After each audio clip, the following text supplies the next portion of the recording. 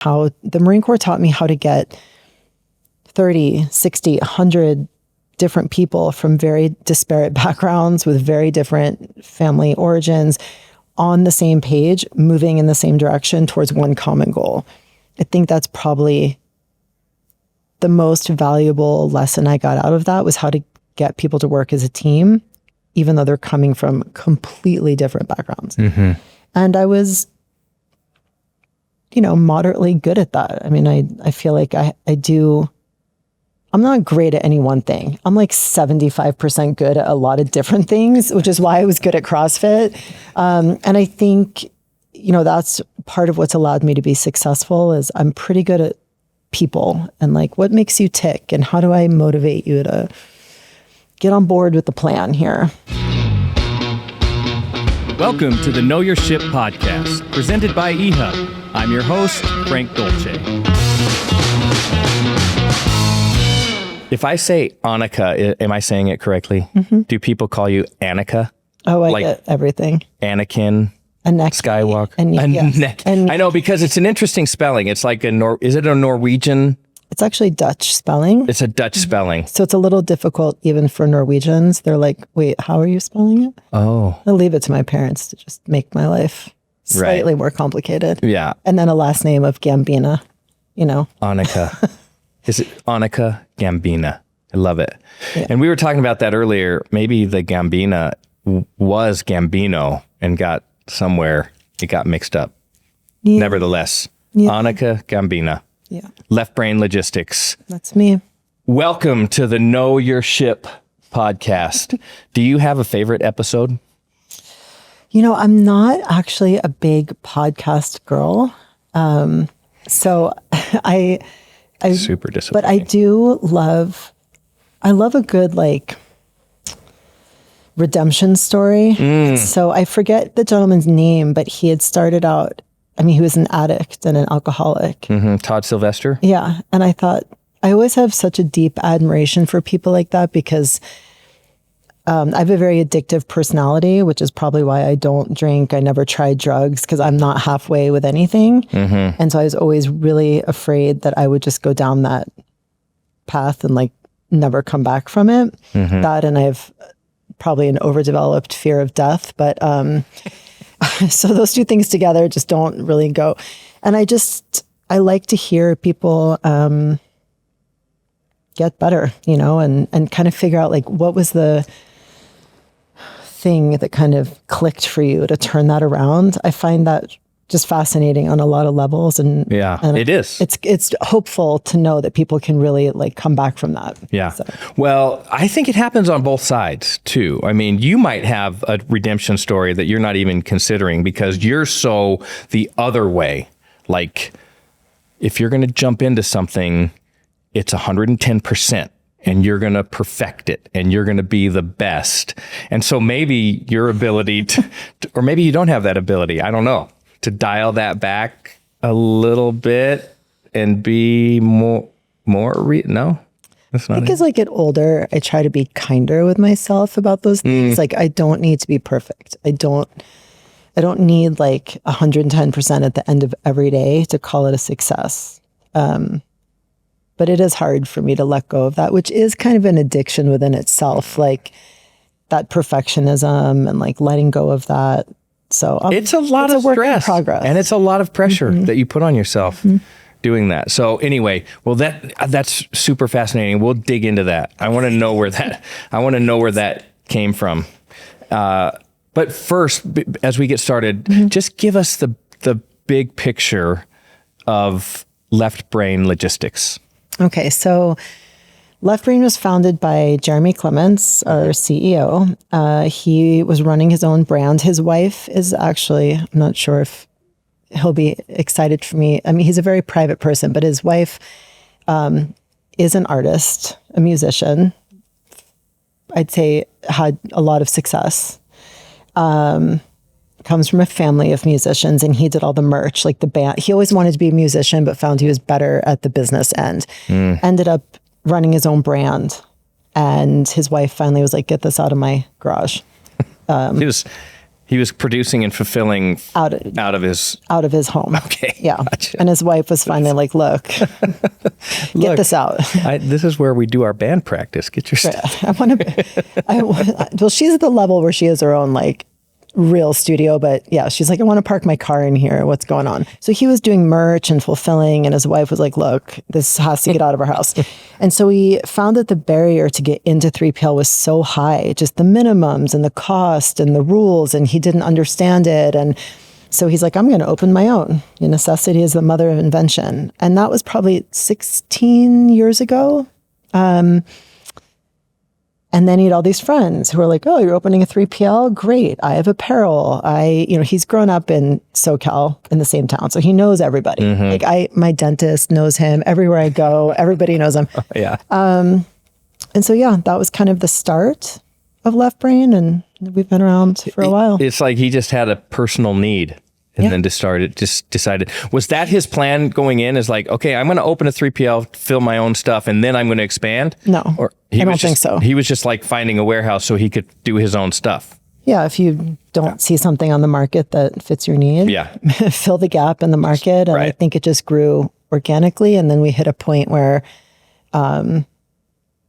he's got his hands in kind of a little bit of everything. And he recognized that he needed somebody to kind of manage the day-to-day and come in and organize and streamline the business. And that was almost 8 years ago that I came on board to kind of help him. And so since then, we've grown really exponentially. We were actually investors together at my prior business. So that's how we kind of connected. Got it. Through like a mutual third party. Gotcha. Okay. And you have 2 facilities. Three. 3 facilities. So you have Southern California, North Carolina. We have 2 in Southern California. Gotcha. And then North Carolina. Okay. Do you spend much time in North Carolina? I've spent more time in North Carolina lately because we just filled that GM role. Our GM there got promoted. So we had to fill that role, and kind of in the interim, that team is great, but they're like functional. So they needed a little guidance on the big picture. So my ops manager and I have been like piggybacking off each other. Gotcha. But yeah, it's nice to go out there and spend time with that team. What do you think of North Carolina? I was stationed there like 1997. It's nice to visit. I don't think I'd want to live there. Really? It's a lot of weather.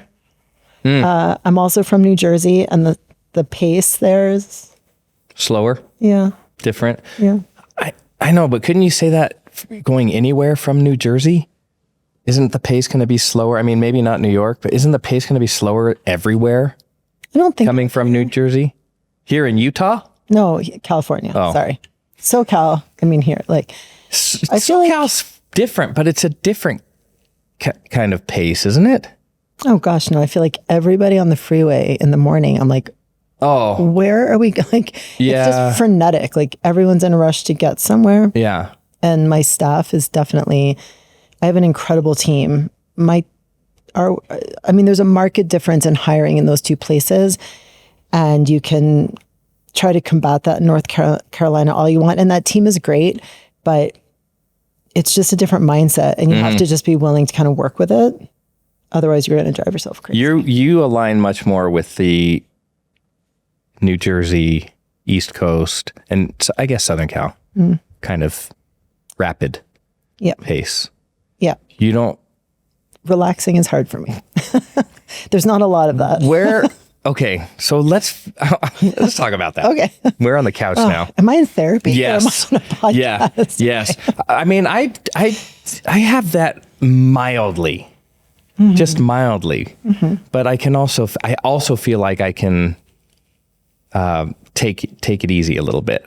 And I don't know if that's within your personality. Where does that come from? Are your parents super high achievers? Were you around that kind of atmosphere growing up? Wow, I'm digging deep for these. No, I mean, my mom's a teacher. She grew up the child of a pastor, a missionary pastor. And I think there have always been high expectations, but not like unhealthily so. I mean, I never felt this crazy pressure to achieve in high school. And I think probably the opposite. I felt like my report cards always said, Anneke is very smart, but doesn't work up to potential. And so I think when I finally joined the Marine Corps, honestly, I loved it, which is so, I mean, I grew up a European father. Like, this was not the career path. I mean, my father was really not happy when I joined the Marine Corps. He had like my life planned out, and this is not something that it included. What did he have planned for you? So my undergrad's in art history. So he fully expected I'd do like a master's PhD combined program, deal for an auction house like Sotheby's, have an apartment in the city, a house in the suburbs, you know, fine china and white linen. How does that sound to you? I mean, I can function really well in those environments, but I love art history. I just, there's this other side of me that just, art history is like a passion, a hobby. So I didn't really want to make that my career. And I grew up in that type of like fine dining, fine art, very formal existence. And while I can function in it, it's not really my comfortable place. I couldn't see the rest of my life being that. I love being physical. I love being outside. I love a challenge. So of course, what do? You join the Marine Corps as a woman because it's the hardest branch of service. Is that what you like? So I'm just assuming that your family is not military. No. Okay. So you finished your undergrad. Where'd you go to school? The College of New Jersey. Okay. Yeah. And at that point, you're deciding on a career path, and the military was the most appealing?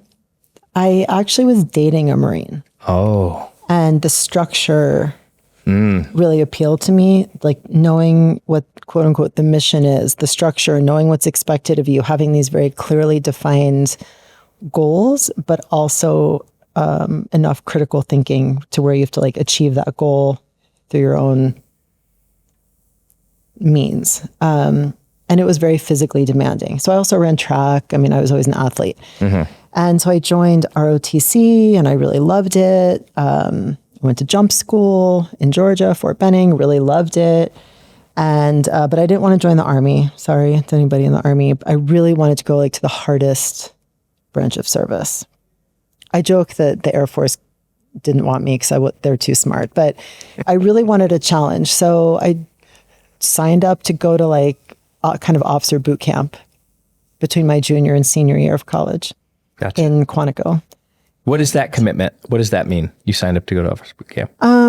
So there's a couple different structures. So I went to one, I think it was 8 weeks, 6 weeks, 8 weeks at Quantico, and it's leadership, decision-making, kind of some light, tactical, like infantry tactics. It's really putting you under pressure and forcing you to make leadership decisions kind of under pressure. Yeah. How are you going to respond to being cold, wet, tired, hungry, whatever?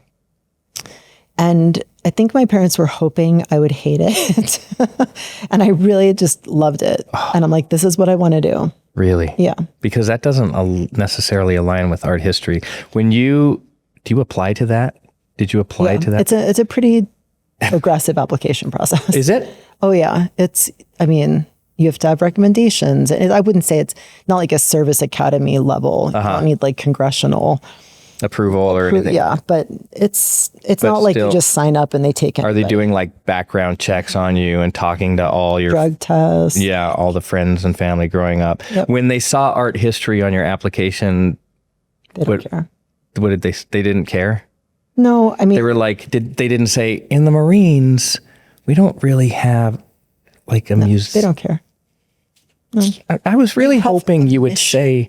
I was really hoping you would say they kind of giggled. You know, they laughed a little bit. Like they looked at art history and like they were like, you're applying for the Marines. But I mean, look, at the end of the day, recruiting is a sales organization, and they have a sales goal. They call it a mission. It's a quota. They'll deny that, but look, I passed the physical. I was physically fit. I hadn't done drugs. I hadn't been arrested. I had a good GPA. You checked all the boxes. Yeah. They're like, great, welcome aboard. And how many people wash out of that program?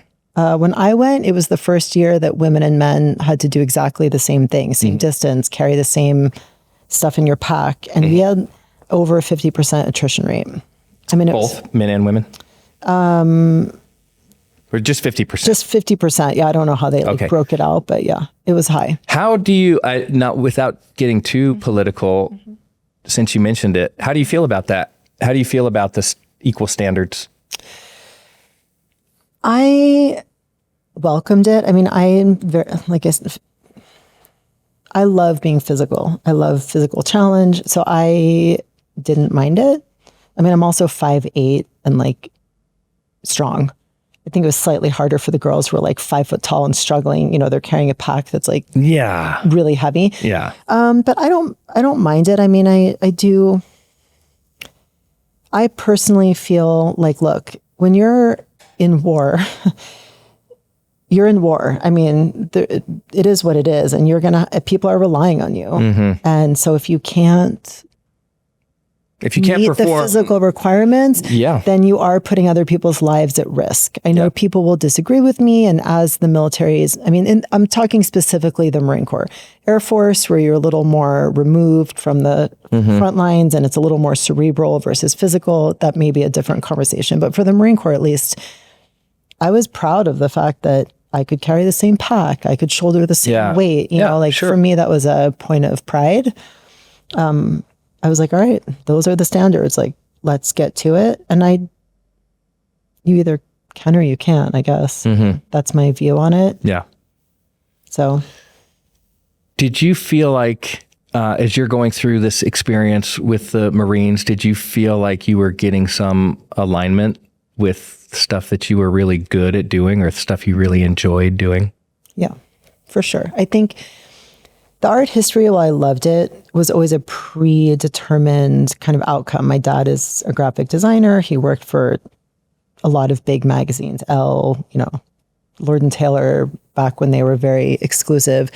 And so I don't think I ever really questioned my path. It was you're going to go to art school, of course. That's what you're going to do. And I just never allowed myself to fully explore kind of any other possibilities. And this opened up a whole new stable of things I really was good at. And I loved it. I loved it. I think it also, I mean, I grew up in an upper middle class neighborhood in New Jersey. Talk about homogeneous. It really taught me the Marine Corps taught me how to get 30, 60, 100 different people from very disparate backgrounds with very different family origins on the same page, moving in the same direction towards one common goal. I think that's probably the most valuable lesson I got out of that, was how to get people to work as a team, even though they're coming from completely different backgrounds. And I was, moderately good at that. I mean, I feel like I'm not great at any one thing. I'm 75% good at a lot of different things, which is why I was good at CrossFit. And I think, that's part of what's allowed me to be successful, is I'm pretty good at people and what makes you tick and how do I motivate you to get on board with the plan here. So when you're talking about this leadership training that you're getting in the Marine Corps and taking a bunch of different people from different backgrounds and molding them into one unit, and I know that the military, it's strict and there's a mission and everybody has to be on the same page. And so tell me about how you learn to deal with individuals in that scenario, and whether or not you had to, you treated everybody the same and you just demanded this excellence, or you incorporated a different style of, we have to get everybody on board, but everybody is motivated differently. Yeah. I mean, I think everybody has this misconception that once you're in the Fleet Marine Force, out of boot camp, that it's yelling and screaming, push-ups. That's exactly what I'm thinking. No, I mean, I think I yelled. Carrying rucksacks and you're in the sand and you're all that stuff. You are doing that at times, but for the most part, it's I was in supply logistics. And so it was very office based, computer based. I mean, at that time, gosh, this was like 1997, 98. So Excel was like just starting to be a thing, and most things were on paper and pencil. But I think I really like lost my mind on somebody one time in the entire time I was there because he lied to me, which is like my big thing. Like, I will go to bat for you. Don't lie and don't push responsibility off on others. It's kind of my one rule for my kids, one rule for the people that work for me. I can handle any mistake. Don't lie to me about it. Then it will come back tenfold. But I never had to yell. I had a great team. You have a great like second in command when you're an officer who's a staff NCO. You learn to lean on them heavily, listen to their advice, and then you do treat everybody individually. You can't ignore that and expect that that's not how to make them. You can demand respect and demand that people get on board, or you can command it by acknowledging that everyone's individual and saying like, hey, I know that you and Corporal whatever over here maybe don't see eye to eye on this. I know you're two different whatever religions sometimes it's like you're from two different parts of the city and you may or may not have been in two different gangs. Like, I mean, there is a very real element of that to where people have these backgrounds and they don't like shed that when they come into the Marine Corps. It's still ingrained. It's an identity. And so you can't just say like, you're the same. Yeah. You're from a Korean household, you're from a Mexican household, you're Buddhist, you're Catholic. I'm going to treat you the same and expect that we're going to get the same outcome out of everybody. So yeah, you do really have to have same mission, but get everybody there a little differently. Yeah. Is there any better training in the world, leadership training in the world outside of the military or the Marines? I don't know. I haven't done all the leadership trainings in the world. I mean, they teach the same stuff. Yeah. I do it fairly regularly. I'll sign up. I'll try to do these certificate programs, and it's what you're talking about is stuff that they're teaching outside of the military. But you don't get the same. You don't necessarily get the same. It's more book. You don't get necessarily the same training in person, active all the time. The stakes are so much higher in the military. Like if you're a failure as a leader in the Marine Corps, the outcomes could be you're knocking on someone's door to say like, I regret to inform you that your son, and that weighs heavily on you. I mean, you don't want to fail because nobody wants to deliver that news. Nobody wants that on their conscience. And so the pressure to figure it out and get everybody on the same page, or even if it's not directly your unit, we're supporting this other unit. Nobody wants to be the break in the chain that kind of created this like shitstorm downstream where people died or failed their mission. Like you said, the stakes are just higher. Yeah. It's not like misplacing a package. Right. But I mean, the same leadership principles apply. Well, that's what I was going to ask you next, is that you must be able to lean on that heavily and all of that experience in what you're doing today in your leadership role. Yeah, I do. I've just had to alter it a little bit. When I came out of the Marine Corps, I'm from New Jersey, so I'm already very direct. I was in the Marine Corps where you just don't have the luxury of always like couching things in very polite, soft terms, so direct. And I went to work for Eli Lilly, and I was a single mom at the time, and I had a team member like not show up for some meeting at 7 a.m. and because her mom had her car keys or something ridiculous. And I went full Marine Corps on this girl. Like, I mean, not even like boot camp, full metal jacket, just I was mad. And I let her know it. And then HR calls me. They're like, hey, you can't, you can't really talk to people that way. So I've had to learn like the principles can exist in the same way. The delivery probably has to be a little different. So, How do you feel about that? I mean, I guess I understand the differences, but how do you feel about that? Should the delivery be different? Yeah. I mean, look, there's still sometimes in my brain, I want to say one thing in this very particular way. but if what am I trying to accomplish here? Like, nobody's dying. We're not taking this hill. Like, nobody's shooting at us. What am I trying to accomplish? And is this delivery? It might make me feel better or vindicated for like 10 seconds because I'm so mad. But at the end of the day, I'm just alienating these people that I'm trying to get them to work with me and get to a goal. And so is this approach going to get me to the goal? I mean, everything's goal oriented. So there are times where I definitely, not with my own team. I have a great team. I can't really say there's been a single time where I've wanted to just like go high and to the right with them. It's more outside entities that I deal with. But I have to work with them. I'm trying to get to this goal. And as much as I may be angry, losing my mind and getting Marine Corps on them.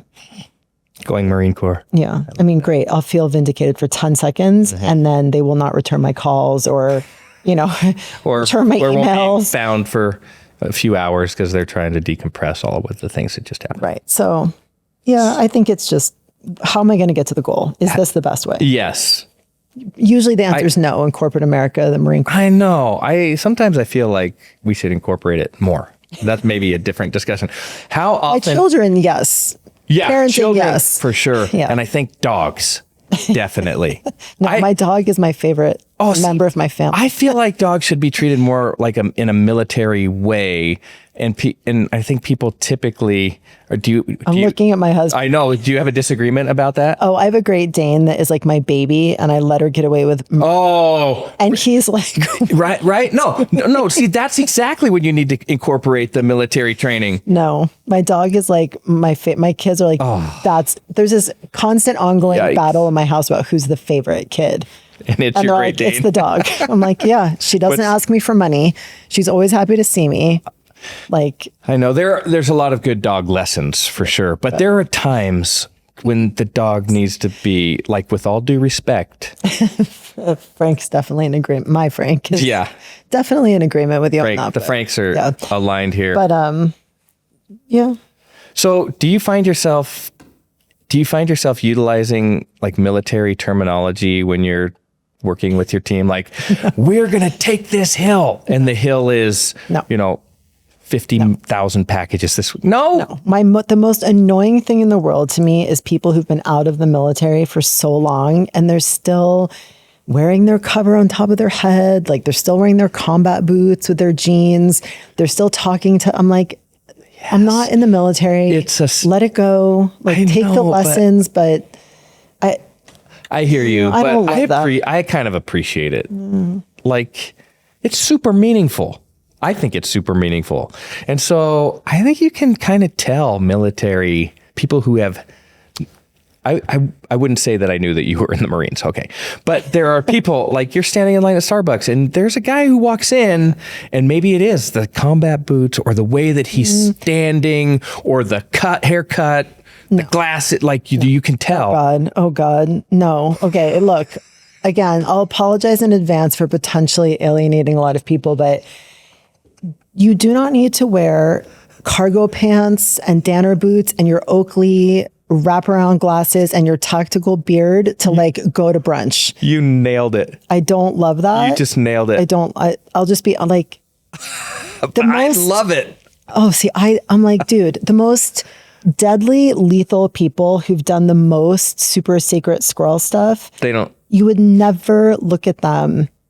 They don't dress like operators at Starbucks. Like, I think it's more their demeanor and their carriage, and it's like a quiet command of any situation they're in. Like, they don't say much, but when they speak, everybody knows, like, ooh, I better shut up and listen to this guy. I prefer that type of quiet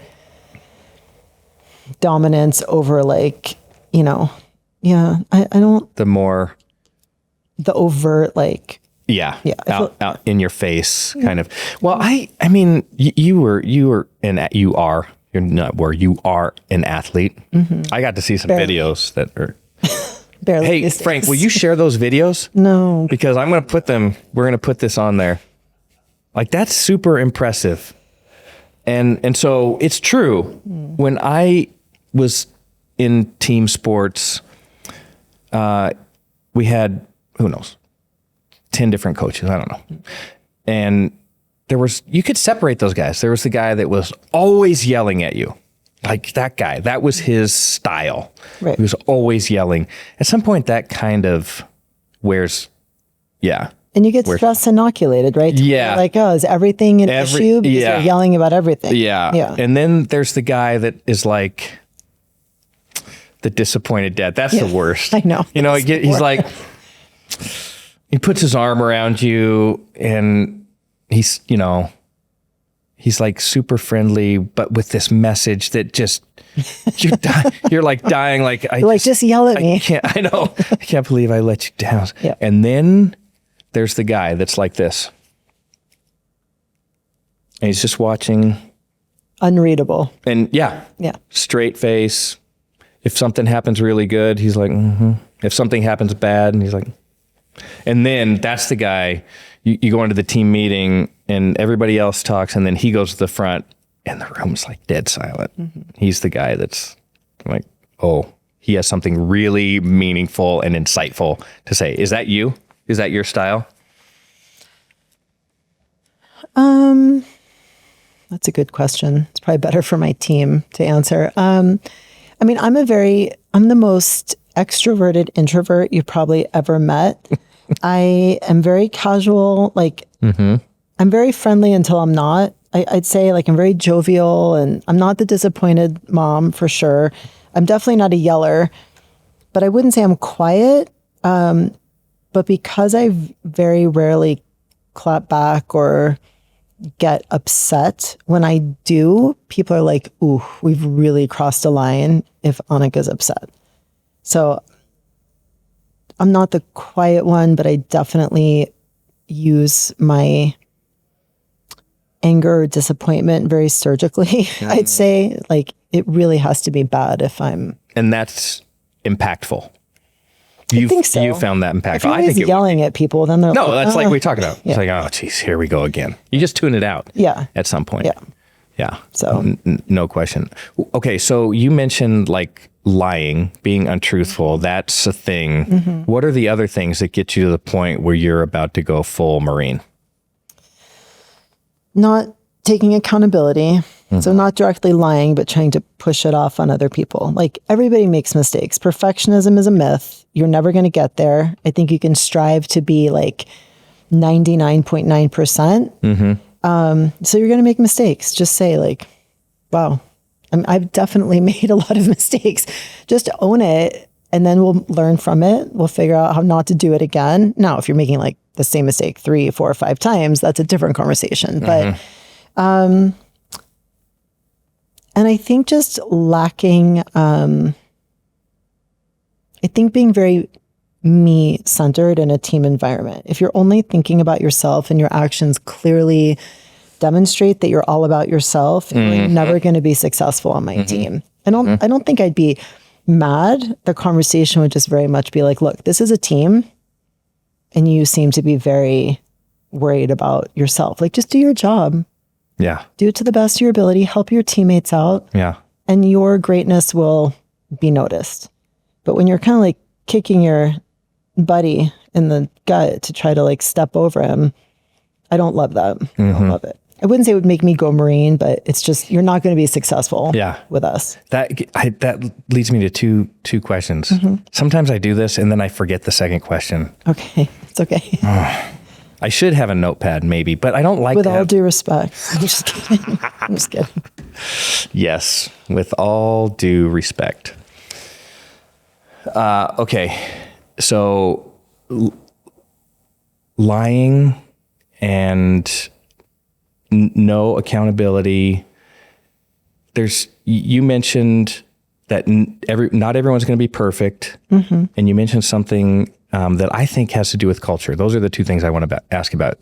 Okay. So it feels like you are willing to give a little and understand that people, maybe even if they're trying really hard, maybe they aren't going to achieve all of the expectations. Like we're not going to be 100, but it doesn't feel like you are necessarily personally aligned with that.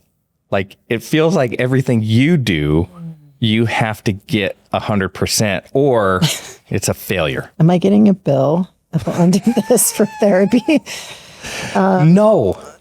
I mean, this is just interesting. This is a topic that my therapist and I have dove in, whatever, into. Yeah. I think Dived? I think it's you know what? That's a really good question. I don't know. I don't know. We'll cover so can someone bases. Google that? Yeah. What's the past tense of Dived? Dove. I dove into that. I don't know. That's really it's probably some weird speech, like Yes. past participle or something. I don't know. You got it. Regardless, yes, I struggle to do as I say. I realize intellectually that people aren't perfect. I realize I'm not perfect and that I will never be perfect. And I'm working really hard on forgiving myself when I'm not perfect and I make mistakes I carry mistakes like very deeply. Like Frank will say to me, he's like, are you still thinking about that? I'm like, yeah, like I get really affected, especially when my mistakes affect other people. It's really hard for me to let go of that. I don't love, and it's so funny because with my team or people that work with me, I'm like, mistakes aren't a failure. You didn't fail anything. Nobody's upset. Like, let's learn from it. But with myself, I do view mistakes as a certain kind of failure. And I realize that like kind of dilutes my message to my team. It's kind of like if you won't accept help, other people don't feel like they can accept help from you because you're judging them. It's a similar kind of juxtaposition or like cognitive dissonance. So I am working on being more accepting of my own like imperfection and my own mistakes, but it's challenging. Yeah. It's very, I don't know if you study or read the Stoics at all, but I might get this wrong. I think it's Marcus Aurelius who said something like, be strict with yourself and forgiveness for others should be and I don't know, maybe you embody that. I think that is, well, I mean, my mom was always, I love my mom. She's amazing. But like, look, his parents were also not perfect. And I don't think there was a lot of acceptance for mistakes necessarily when I was growing up. There was always like I have a sister, we're very competitive. She's 4 years younger. And so it was a competition in a certain sense for like who was the better kid. And then the Marine Corps, of course, you do feel those mistakes really deeply because the potential outcome. Now, fortunately for me, none of those outcomes were deadly, but you do carry those mistakes more deeply because the outcomes could have been so much worse. So I think it's a little bit of both. I do hold myself to a high standard. But I also don't want people that work with me to view me as like immovable or kind of immutable. Like this is it. So it's like a fine line of holding yourself to a high standard, but also being vulnerable and admitting like, hey, I really screwed up. It feels like you're very thoughtful about that, about your leadership style. I think that's really insightful, really meaningful. So that's just a compliment. You don't have to. Thank you. No, you don't even have to respond to that if you don't want to. I appreciate that. Thank you. You're welcome. I try. My husband has been a great leader who's formed incredible teams. And so I feel like he's a great sounding board for me with scenarios where I'm like, oof, this is a tricky one. What do you think? And so he has become, a resource for me. I already know that the next time you guys are in Utah, Frank's going to be on the podcast because I'm developing all these questions that I want to ask him based on how you're responding. He's really interesting. He's got a great story and has been incredibly successful. And absolutely. He's amazing. I know, but you just kind of overwhelm him. Do you feel like that? Like he's more of unbelievable. Leader. Yeah, he's more the like. And you're like still. I can be a little intimidating. Yes. I've been told. Very. Domineering may or may not be a word. That's been said around you. Yeah. I have some words people have called me, but I can't say them on our podcast. Okay. Okay, let's talk about culture. Okay. Tell me your sense of the importance or lack of importance of culture within an organization. Oh, I think the word culture has been thrown around as a buzzword, so it's kind of lost its meaning a little bit. Why do you say that? I think it's very easy to use the word culture, but not really like walk the walk, like stamp culture on everything, but not really even know what that means or how it should manifest in a company. You just put it on every employee meeting and they're like, what is our culture? Like, when you keep saying this, you keep on using that word. I do not think it means what you think. Have you seen that movie? Yes. Okay. It's just become this, it's kind of like functional fitness in the fitness space. I'm like, what does that even mean? Like, people keep saying it. Nobody can really define it or like tell me what is that? Can I take a shot at that? Yeah. Functional fitness? Yeah. Okay. So as I have gotten older, so much older, it's terrible. You're not that much older than me, so let's be careful here. But you look amazing. I want to look like, I think I'm getting there. I kind of want to look like, what high quality leather looks like. I was just going to say you look like what's his name? Daniel Strahan, action. Were you going to say The Rock? Strahan? Like similar, like action figure. Yeah. Yeah. Michael. No, it's Michael Strahan. Statham. No. That's it. Jason Statham. You got both names completely wrong. Sorry, I don't even know how I got there. But you knew what I was discussing. I had the picture in The Italian Job, right? Isn't that him? Jason? Yes. Okay. He was in The Italian Job. Okay. Yeah. Jason Statham. Hey, thank you. Yeah. I appreciate that. You're welcome. That's very nice. Okay. Functional fitness. Yeah. Here we go. Okay. When I was a kid. Yeah. To stay fit, which we didn't really, it wasn't conscious. Like, we were just out. Yeah. We were riding bikes. We were running around. We were jumping over fences. We were climbing trees. Okay. We don't do that. I don't do that anymore. Yeah. And I always think that we should, like, I go to these 45-minute classes regularly throughout the week, and it's all good stuff. But to me, we should be doing the climbing the trees, jumping over a wall, climbing up a rope, all the stuff we did as kids. And that's what I consider like functional fitness, because then I have my balance. I'm going to be able to walk upstairs as I continue to age.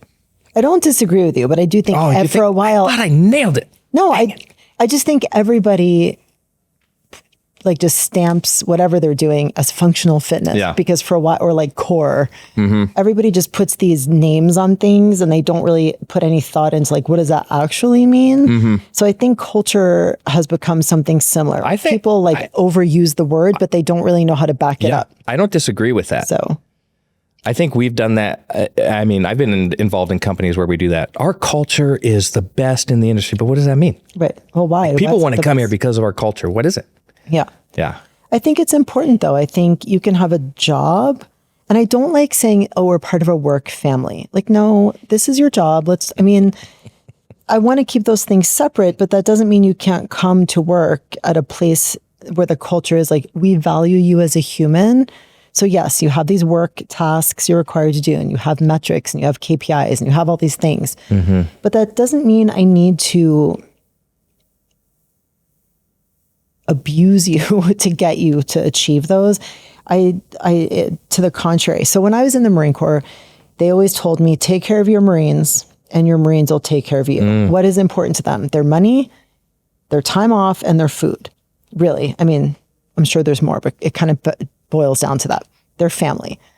And that is something I've brought with me to the corporate world. Look, we all know turnover costs money. To try to retrain costs time and money. Right. So if I can keep people with us and keep our turnover low, great. How do you do that? I believe that culture is part of that. And not like, oh, we get you pizza on Fridays and we like have a coffee machine. I think it's like we pay for your healthcare because we want you to be healthy. We give you paid vacation because we believe that you, and this is something I'm very fortunate. Look, Jeremy and I think part of my CEO, or whatever, I guess I'm technically his business partner now, but I think we are very aligned, even though we disagree on things at times and we have these very deep discussions. We are aligned on how the culture should be and what that looks like. We believe that if you go and take a week off to be with your kids, we want to pay you for that so you're not worried about it and you never take vacation, we think you're going to come back as a better worker, more focused, more committed.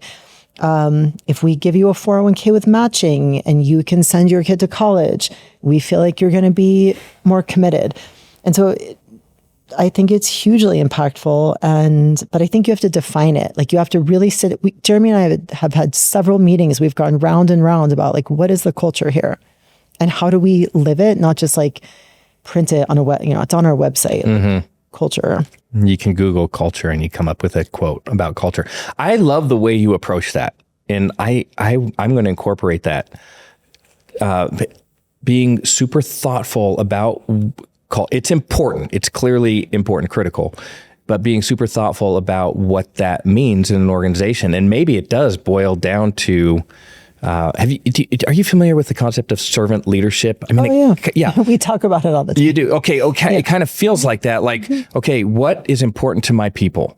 Can I help fulfill those needs for my people? And because I'm able to do that, are they going to be aligned with what? Yeah, I think that's I love that.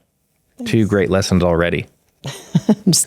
That's all I got. Leadership. Just end it now. 2 great lessons. Culture. Walk away. Well, we can edit the rest of it if it's no good. Got it. You've set a high standard. Here we go. Frank, get prepared. Which one? Make notes. I mean, if he's going to be on the podcast, just know. Yeah. Yes. No, I am very interested in talking to him. Yeah. So, okay. Yep. You mentioned CrossFit, but so I'm guessing you have a history in CrossFit or something to do with CrossFit that I'm not aware of. So we're going to shift over to CrossFit. Are we done with the Marines? Sure. 4 years?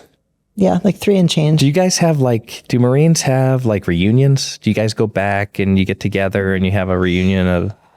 We haven't, but I am friends with some of the Marines who were in my very first platoon when I was a brand new second lieutenant. I'm still friends with them on Facebook, and it's really interesting to see like where their lives have taken them. And so we stay in touch. It's okay. Nice. Before we get to CrossFit, this always happens. Okay. Tell me, your very favorite Marine-based book or personality. What did you think I was going to ask you? I don't know. It's story, but. Oh yeah, we could I would love to hear a story. Yeah. But yeah, in personality, I mean, like there's a lot of former Marines who have written books and I'm just asking whether or not all that's real, I guess. Yeah. I mean, I think this sounds so cliche, but we had to read Sun Tzu, The Art of War. And I still go back and reread parts of that book because I think there's some important philosophical concepts, but I'm not a big, how do I say this without sounding like a jerk? I love the Marine Corps. I learned a lot of lessons.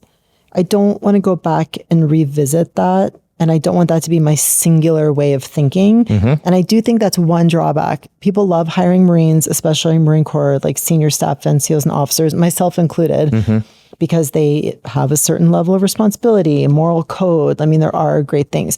But I do think the flip side to that coin is that they, especially if they're like lifers, they tend to have a very like myopic view of kind of what leadership should look like. So I've tried to kind of expand and look at some different leadership perspectives. Like Brene Brown wrote a book called, it'll come to me, book on leadership. Dare to Lead.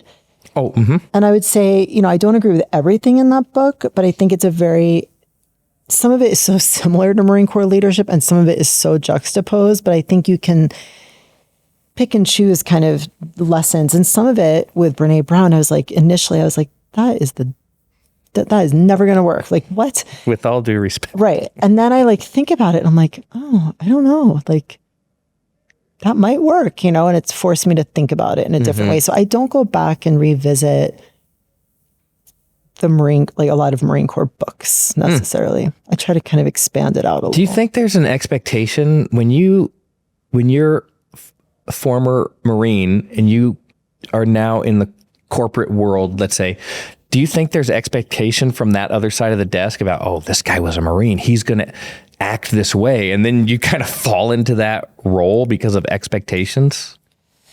I haven't experienced not you in particular, but yeah, I think that happens. I haven't experienced that. I think it's different because I'm a woman. There's less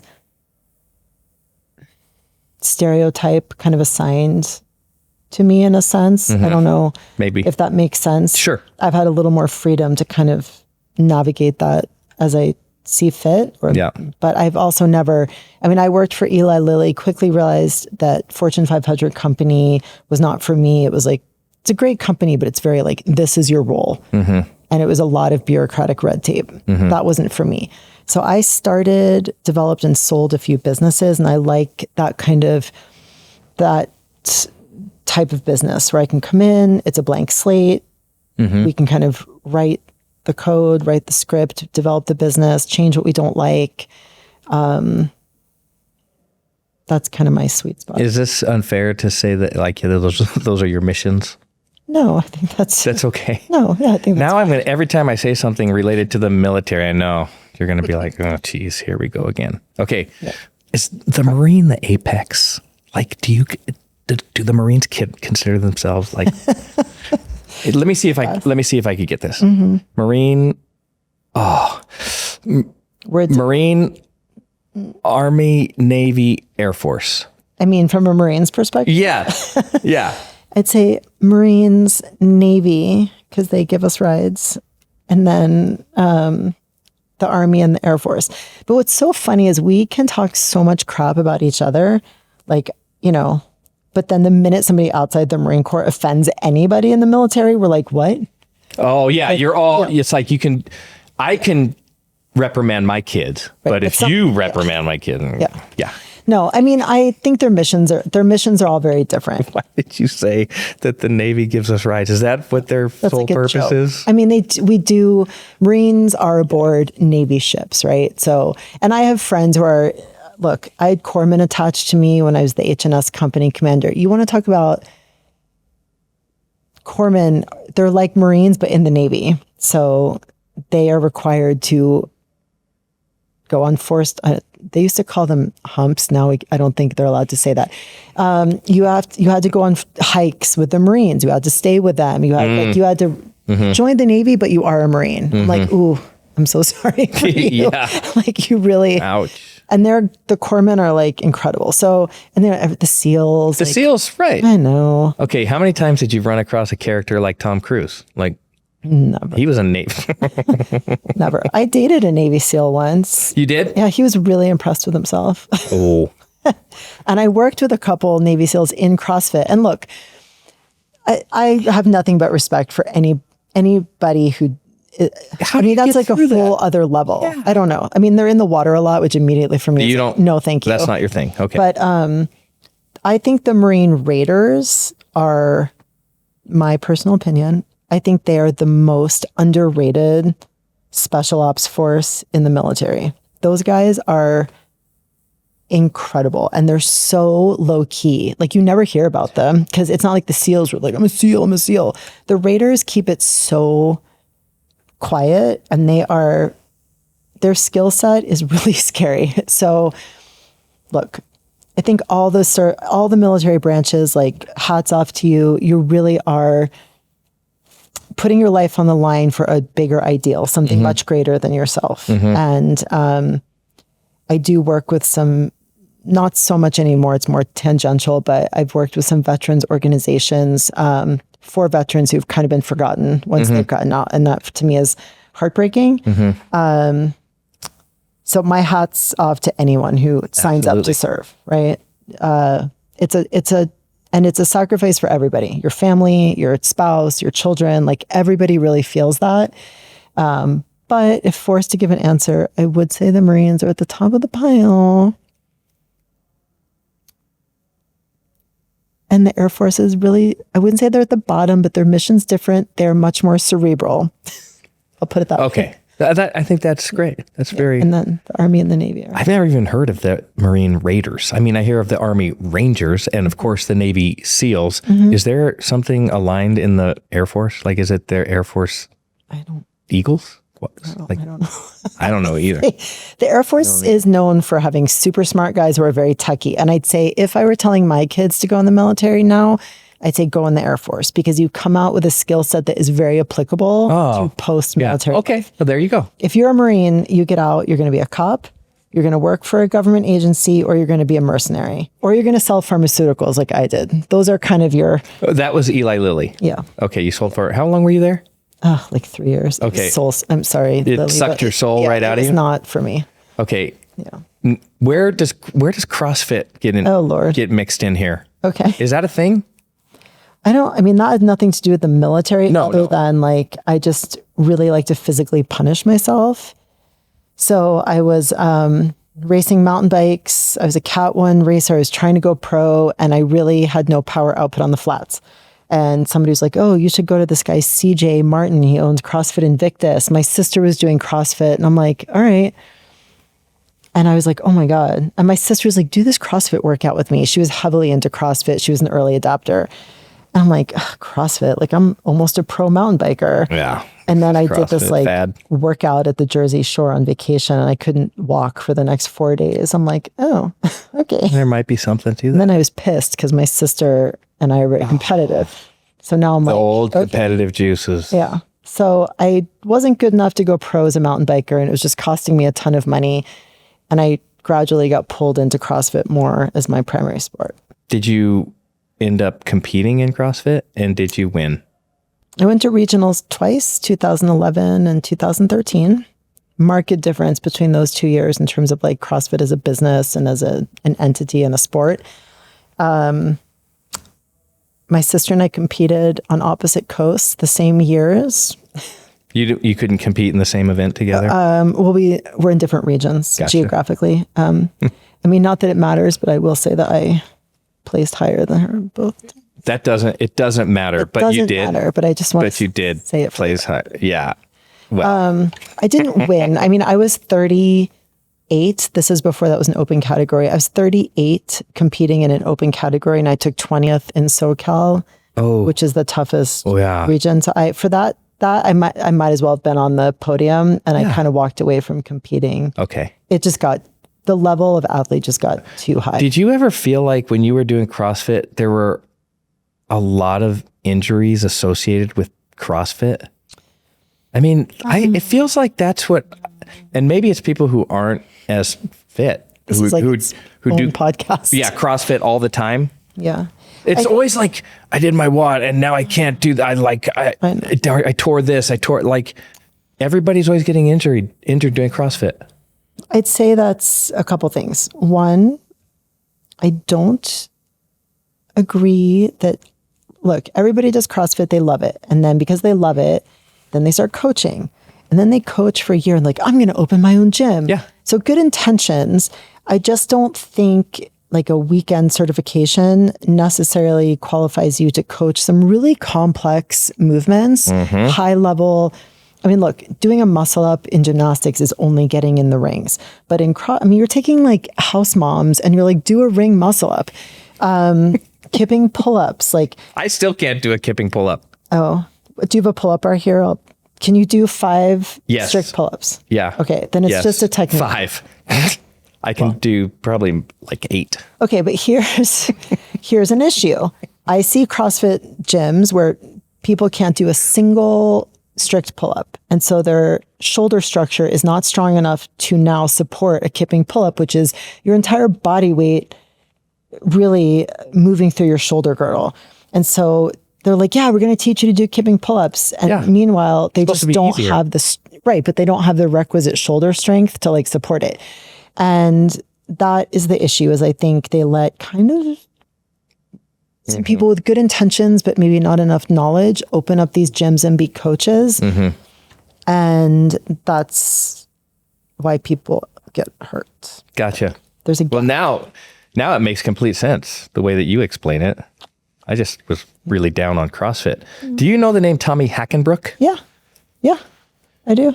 You know, Tommy. He's like more old school. I mean, he was competing when I was competing. I think he won one of the competitions. He's a great athlete. He is a great athlete. I know this because he was a linebacker at the University of Utah. And you went there, but I went to school there. I was I am widely regarded as Utah's biggest fan. Okay, because you were on like some board for them, right? Yeah. Okay. I was. The Google told me that. The Google. Yeah, I was on an advisory board. That didn't last long. Apparently my advice was not highly regarded. Not warned. Yeah. Okay. Yeah. So. Yeah, I don't know Tommy personally, but I think he transformed. Sorry. Yeah. After he was a really good linebacker in college, and he was fit. But when he started CrossFit and got into that, and then he was running his own gym, CrossFit. Yeah. He transformed. It was unbelievable. Yeah. I mean, look, I don't think there's anything that will get you in as good a shape, like general physical preparedness, as CrossFit. 100%. Personally, I walked away from CrossFit because I don't have the mental ability to only do it halfway. So I know. And it's so dumb. Here we go. And this is why I ended up hurting myself. It was personal choice, accountability. You know, they're like, oh, we're doing bar muscle ups. It's like 5 rounds and 5 bar muscle ups. And I'm like, I can do bar muscle ups. I'm going to be 50 next month. Like, the question is not, can I do bar muscle ups? The question is, should I be doing bar muscle ups? Like, why? Or handstand push-ups. I can bang those things out and then my neck hurts for the next 2 days. Like, why am I doing this? Is the benefit worth the risk? But I can't call it pride or stubbornness or whatever. I can't back off knowing I could do it. So I had to walk away because the minute I'm in a competitive environment, I'm like, oh yeah, all right, let's go. When I first started dating Frank, he is not a CrossFitter. And I would come back to his house with bruises and rope burns. Yes. And he was like, what? And my hands were bleeding. And he's like, yeah, what are you doing? That's how I feel about CrossFit. But a lot of that's it is personal choice. It is. And I owned a CrossFit gym and I was not popular because I was a taskmaster. I was very technical. I would put my foot on the barbell and say no, you need to take 45s off of each side because that looks terrible and you're going to hurt yourself. And you want to see some kind of toxic masculinity in action. Me telling this 45-year-old dad who's just getting back in, he feels amazing. And I'm like, you're going to hurt yourself and you have to go to work, take that off. And I mean, it got a little contentious. And so I was not the gym that made money on numbers. I was the gym that people regarded if you want to be a competitor or if you really want to learn the skill, go there. But tactical. You weren't the masses. No. So I think CrossFit's great. I just think it's become a little too commercialized. I think it's become too mainstream and it's too focused, and there's a million of them. There's no control. It's not like a franchise. You could open up CrossFit's right next door and the whole thing is the cream will rise to the top. I'd argue that the layperson has no idea what the cream is. If I go to a CPA, I don't know. They have a thing on their wall that says I took a test and I'm a CPA. I don't know if you're a good CPA or not. How do I know that you're the cream or who knows? Until you screw me.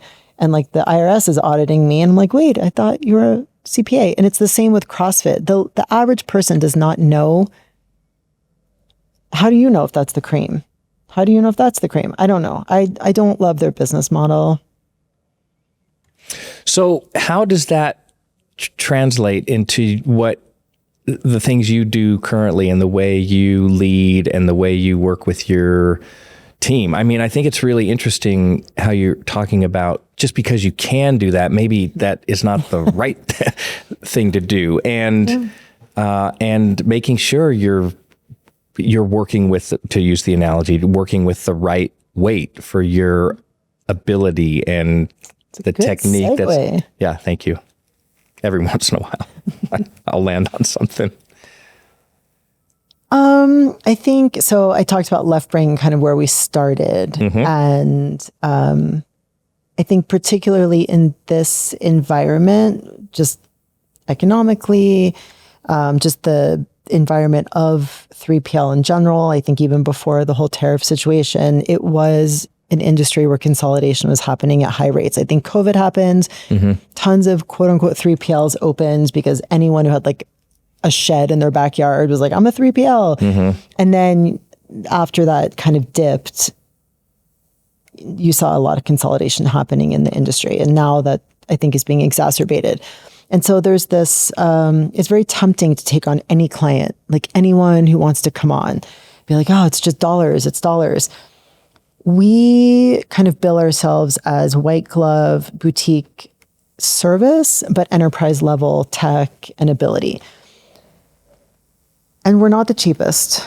I won't say we're the best, but we pride ourselves on being really good. And so we don't want to take on clients that we're not the right fit for. Nobody's interested in being in a miserable white knuckle partnership on either end of that equation where it's just killing both parties and you can't wait to get out of your contract. So we try to be kind of punch like within our weight class in terms of the clients we're bringing on and make sure that if we say yes and you say yes, it really is going to benefit both parties. Is this your experience? Is this Jeremy's experience? How did you arrive at this business model? I think it's been just ongoing conversations between the two of us. And I think we check each other. We are very different people. I think I tend to take more risks and he tends to be way more conservative. And so between the two of us, we kind of balance each other out. And I would say I take, for the most part, calculated risk. I mean, I'm not just like running off the cliff. So I think it's a lot of discussion. Like, hey, this is a bit outside of our wheelhouse.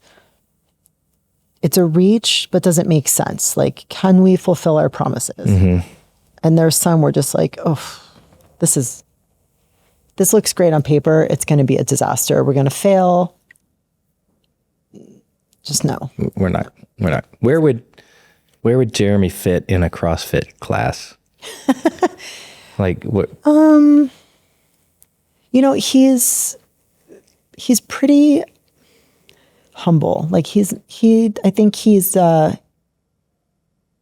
be the guy who'd be like, hey, tell me what, like, I don't know. Am I doing this correctly? Can I improve? How do I get better? Is he that kind of guy, or is he like loading it up? Oh, no. He asks a lot of questions. I think he's a good listener. I mean, look, nobody's perfect all the time. I will say this.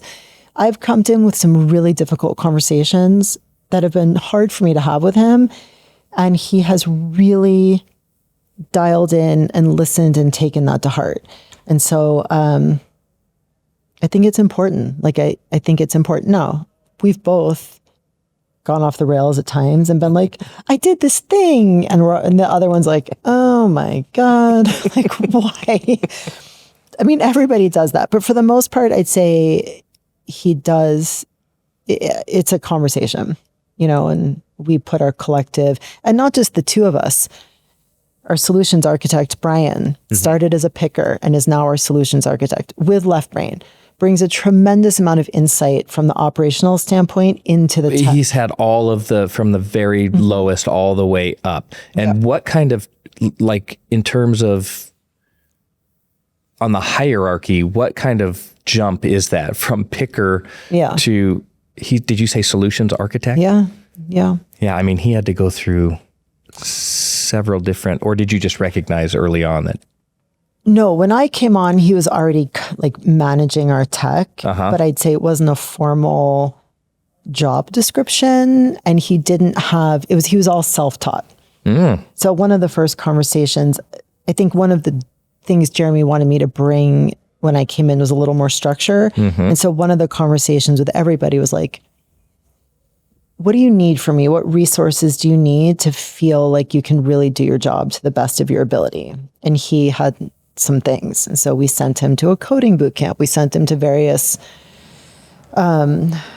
professional development things. And I'd say he's still a great self-learner. Like he will go read and just consume information.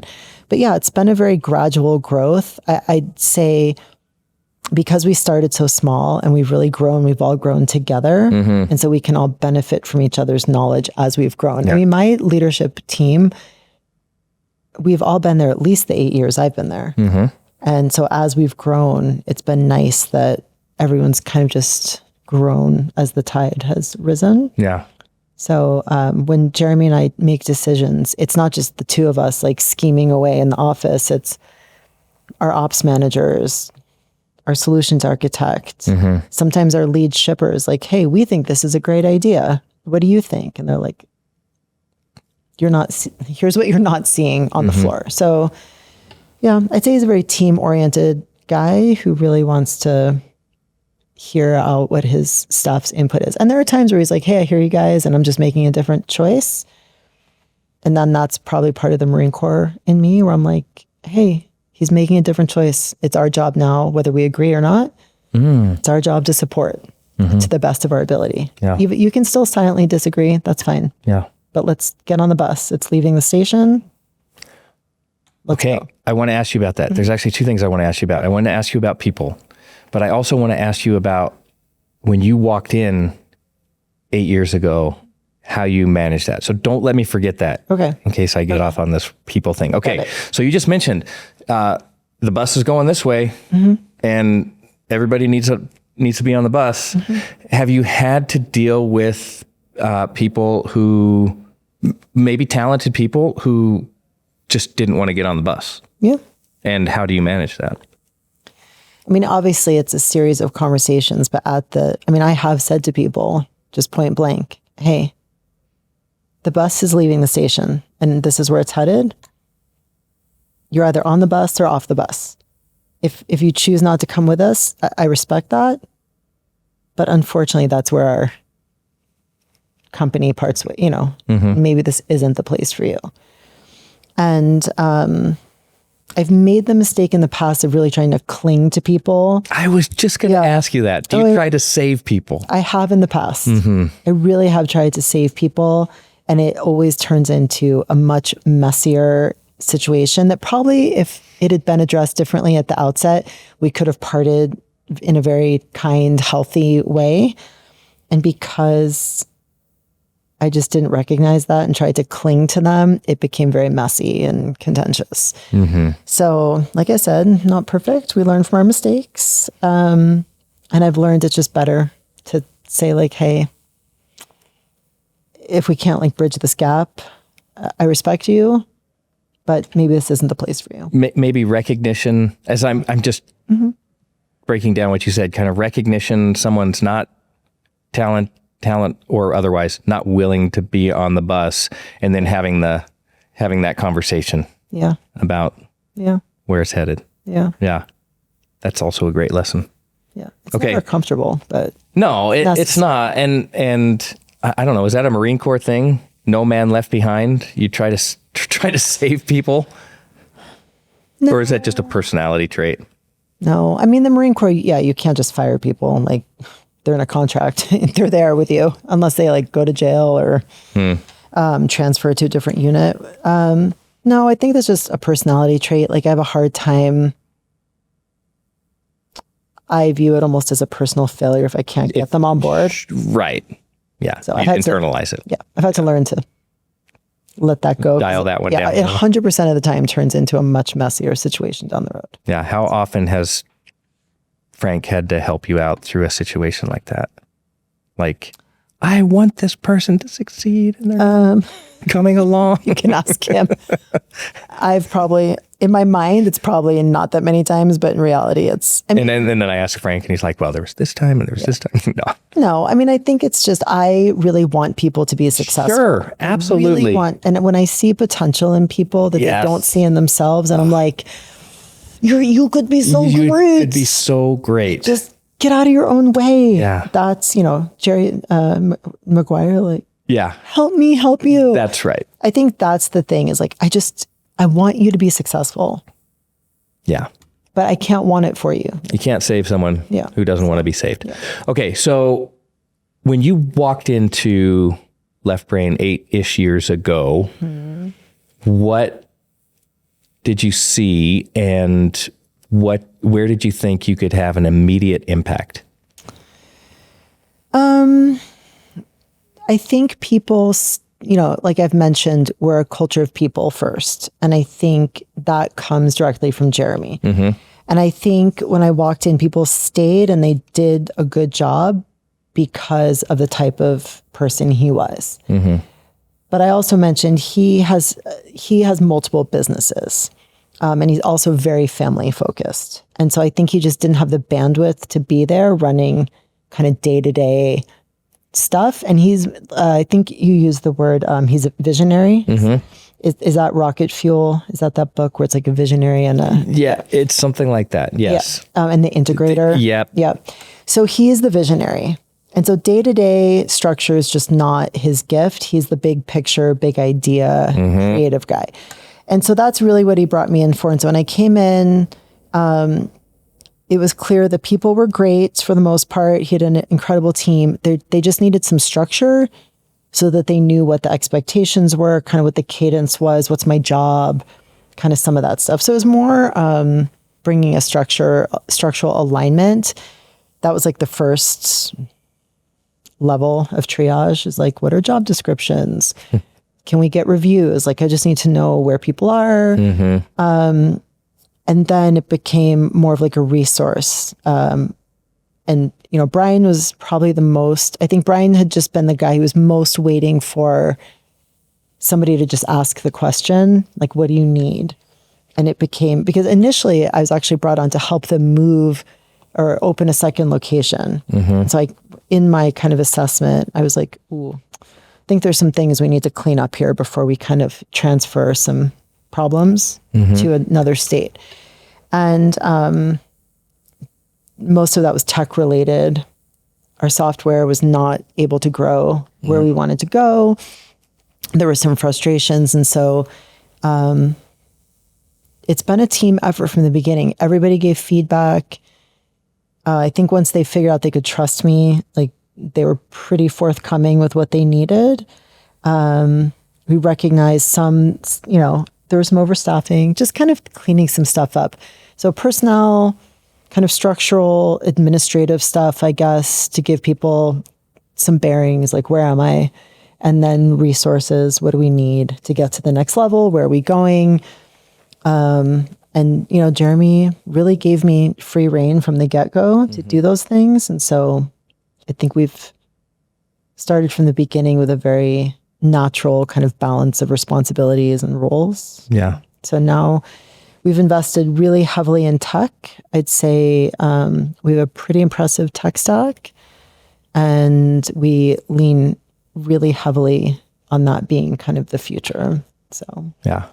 How long in before you decided that you were going to be more white glove, picky about the customer and what you could provide to the customer? I mean, I think we were that when I got there, just by virtue of the clients we had. They required a lot of hand-holding, either because just they didn't have the experience, or their tech stack, or our I mean, there was a lot of workarounds because on either end, people didn't really want to invest in the tech mainly. Or they were just small companies that didn't really have the bandwidth to do it. So they kind of like unofficially outsourced things to us. And as we've grown, we've just been really successful there. And I think because Jeremy and I come from the brand side, we both worked, I was on the brand side before. I think we recognize the struggles that brands have. And so we're not just looking at it from a fulfillment perspective. And so I think it's very personal for us. We really do want these brands to be successful. We want their businesses to be successful. We know how much of yourself, your time, your heart, your soul you put into your own brand. And so I think part of it is just in our DNA. That's who we are. And I never want to be the business that gets so focused on volume that we kind of forget are the core of who we are. I don't want to come into a warehouse that's so big and churning out so much stuff that I don't know who's working for me. I don't know the names of the people, the brand, the people, the key players in my brands. Is there room for growth? Yes. And this is a growth year for us. We've invested in a second warehouse in California, and we're looking at a second warehouse in North Carolina, probably next year. But I still always want to keep a relationship-based business where I know the people. Yeah. Well, maybe you didn't make a conscious decision to be in that lane, but you have this significant brand experience, your own branding experience, and that's meaningful to you because you know what a brand needs, wants from a fulfillment partner. So that's really meaningful. But there's lots of warehouses that are miles of racking filled with products, all, and just pumping out volume constantly, and they're successful. Yeah. And there's challenges that go along with that. But what are the challenges in your space that you face as a more white glove type of service? Yeah. I mean, I want to say, even though we didn't start out intentionally deciding to be white glove, that has become a more intentional decision, kind of back to what kind of clients do we want to bring on? I think the challenges of having personal relationships with people is that you have personal relationships with them. Every one of our clients has my cell phone number. So if we're messing up, I can't hide behind email or data or like a huge staff of people.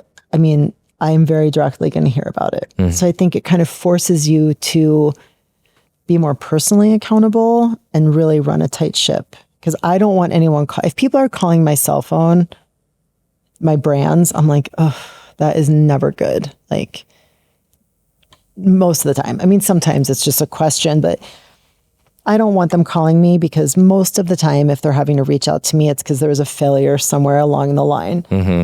So I don't want that. And I think it is the challenge of not getting distracted by just the revenue game. That is a challenge. I mean, when you're running a business, everybody wants to see your top line and your bottom line grow. I think much like CrossFit, the question is really at what cost to the long-term business, at what cost to our staff, at what cost to our brand DNA. You do have to be very intentional and thoughtful, and you have to do a good job.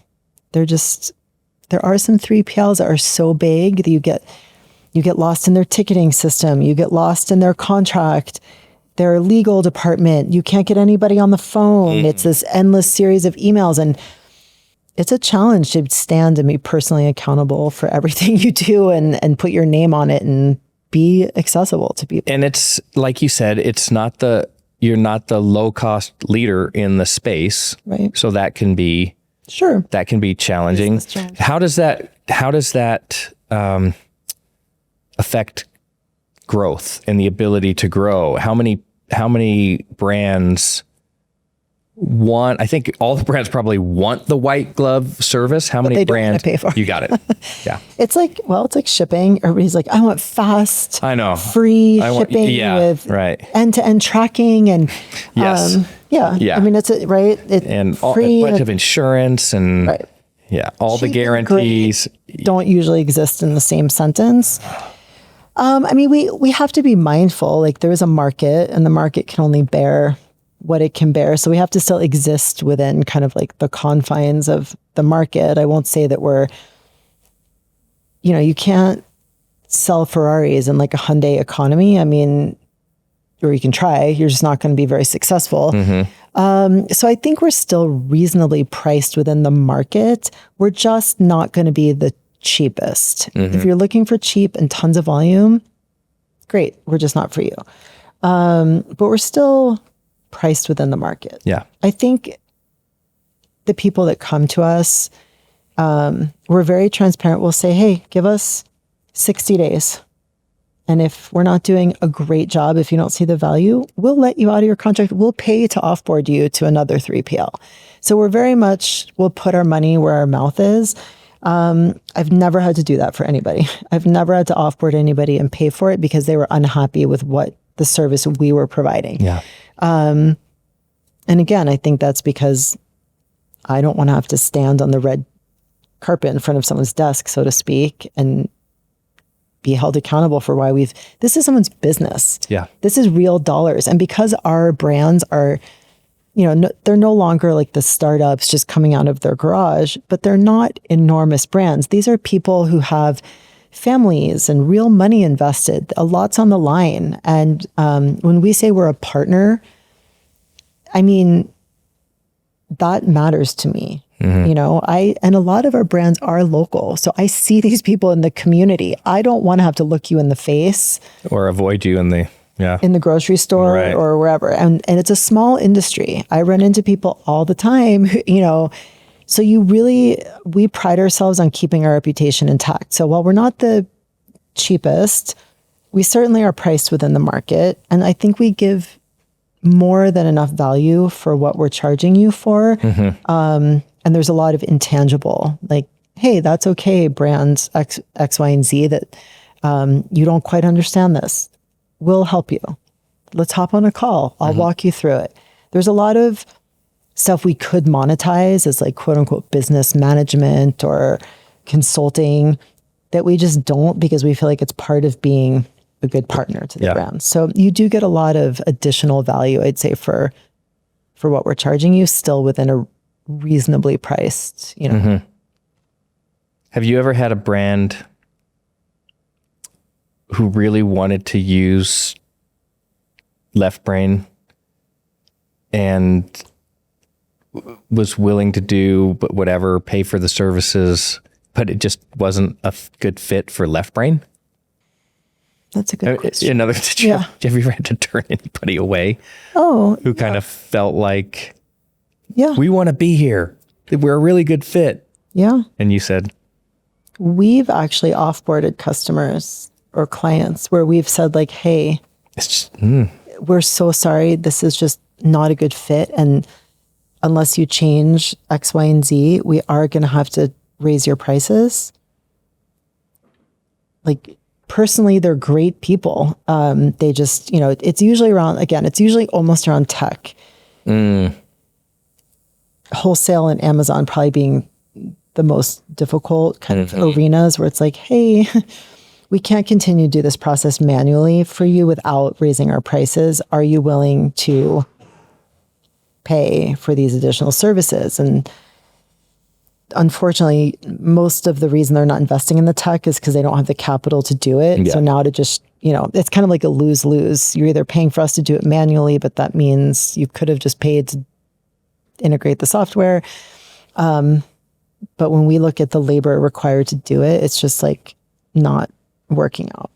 And those are also hard conversations because they're not just numbers. They're people that we know. And it's a relationship that you have and you've built. Yeah, that's challenging. Yeah, it's hard. You have a logistics background from the military. How difficult was it for you to learn the 3PL space?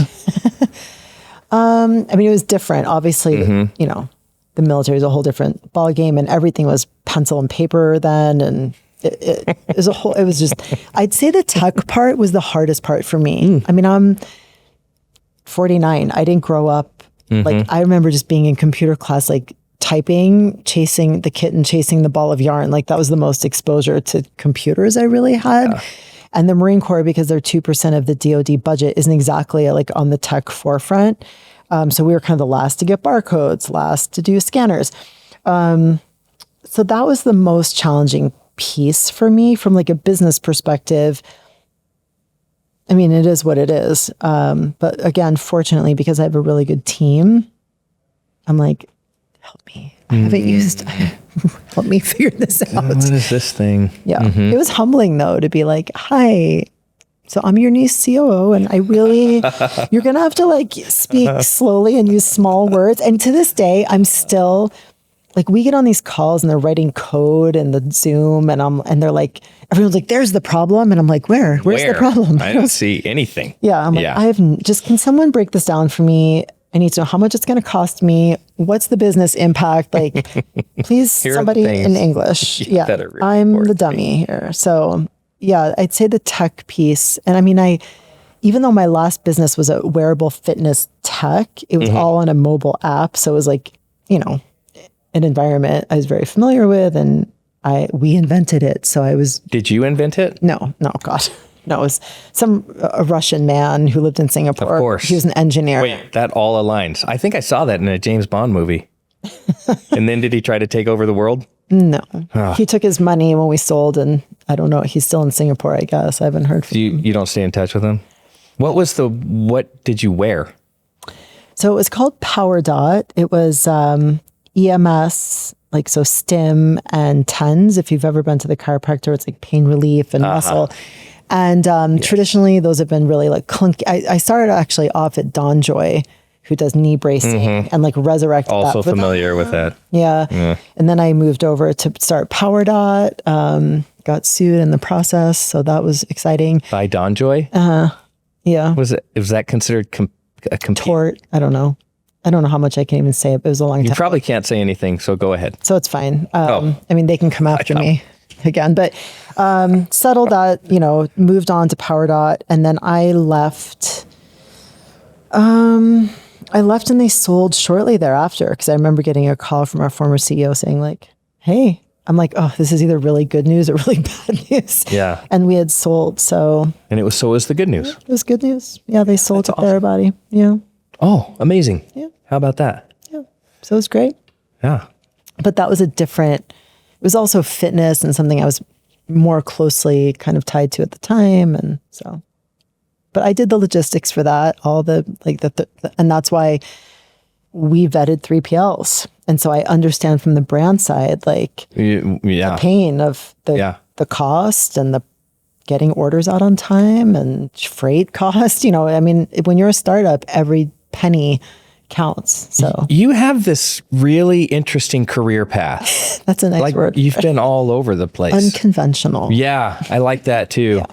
Yeah. So that's given you a lot of context and perspective in lots of different spaces. That's probably really meaningful for you.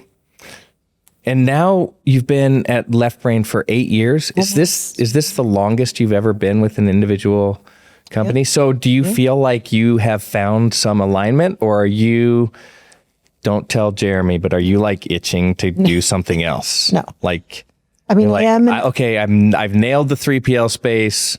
No. Moving on. Well, I do have equity. So now I'm married to this company. Let me ask you this question. Yeah. Did you earn equity in a meaningful conversation with Jeremy, or did you challenge him to some physical contest and you just beat him for equity? Or was it both? We threw down in the parking lot. Yes. Yeah. No. Yes. That's what I was hoping for. And then we had a meaningful, no. No, I think we had talked about it for a long time. And you know how it goes. You have these conversations and then like the day-to-day gets in the way, and then you kind of let it fade in the background. So we finally kind of made it official a few months ago. So yeah, it's pretty new still. We've been talking about it for a year, maybe a year and a half. And then we finally just like got it done. Oh, so yeah, now you're in. Now you're captive. For better or worse, I'm in it. Okay. No, I'm excited. I love 3PL. I think it's a little, I guess, nobody else in my world is as excited about 3PL, like my personal life, as me. So I'm sure they're like, you're a dork. My kids are like, you're going to be on a podcast? I'm like, yeah. They're like, what's it about? I'm like 3PL and freight. They're like, oh. I'm like, yeah, I don't think I'm going to like be the next Joe Rogan as a result of this. They're like, oh. Do people listen to that? I'm like, they do. Oh man. They don't listen to Know Your Ship? Your kids don't. That's super disappointing. It's going to be mandatory before you can come to Thanksgiving dinner this year. Everybody has to listen to at least 5 episodes. There'll be a quiz. Perfect. Before you get to eat. Yeah, I think that's a good idea. So do you Like in terms of passion, where does this fit? Where does a 3PL fit in your life? My husband would probably argue it takes up too much of my life, but I think it's fascinating, and I love going to manifesting, these conferences and things you never really thought about being like a standalone industry or software or like niche part of. I mean, it's every year it's changing, and I think there's more and more, and software is a huge part of that. I think it's really interesting. I love hearing other people's ideas and their experiences, and they each own their own little corner of it. And I don't think it'll ever become. That's partly why I left my old business. Is I just felt like I'd learned there's no challenge. It's like, okay, let's sell this thing. Well, if you want to challenge 3PL, that's going to always provide a challenge. Yeah. Okay. 2 days are the same. No. What are the things that LeftBrain does really well? And as a follow-up, what are the things that you do personally really well with LeftBrain? I think LeftBrain cares for our clients really well. Like we really, from start to finish, our onboarding, I'd say is we hold people's hands. There are no questions. We have a dedicated customer support person. There are no questions. I think we take some of the surprise out of 3PL. We're very transparent from start to finish. Our pricing, which by the way is not one size fits all. We will work individually with you based on the size of your business, your volume, what your growth trajectory looks like, your budget now. So I'd say we do a really good job of making 3PL accessible. I mean, obviously there's a floor to where there's some people who are like, "Ooh, you're not quite ready." But I'd say we're also very honest. We're not going to onboard you knowing this is going to be an epic fail, but now we have you in a 6-month contract. So you now owe me 6 months of minimums before I'm going to let you out. We're very transparent. I'd say that's our biggest strength across the board. Before you even get your first invoice, we're going to call you and say, your first invoice is coming out. Here's the line items. Do you want the Excel backup? What are you hoping for? And then we walk through it with you so you understand this is what the charges relate to. And if you want to see where any one charge comes back to, we will show you exactly where that comes from. I think that develops a lot of trust with our clients on the front end. So I think we're very clear, and there's no we're not pulling any punches with you. There should be no surprises at all. I think when I say we're a partner, I think that's another buzzword people use, but I think we truly are great partners with our clients. We will do a quarterly business review. We'll proactively reach out to you and say hey, we're seeing a lot of things coming from this particular factory. You guys are going to get crushed with mixed item separation, or hey, look, you don't pay us to do item verification, but as we were receiving, we noticed that it says medium on the sticker on the poly bag. But when we looked at the label in the inside of your jeans, they're actually labeled as a small. So that, we are very proactive. We care for your business like it's our own business. Now we don't catch everything. Sure. But I'd say our workforce is very invested in what they do. Our team is very invested.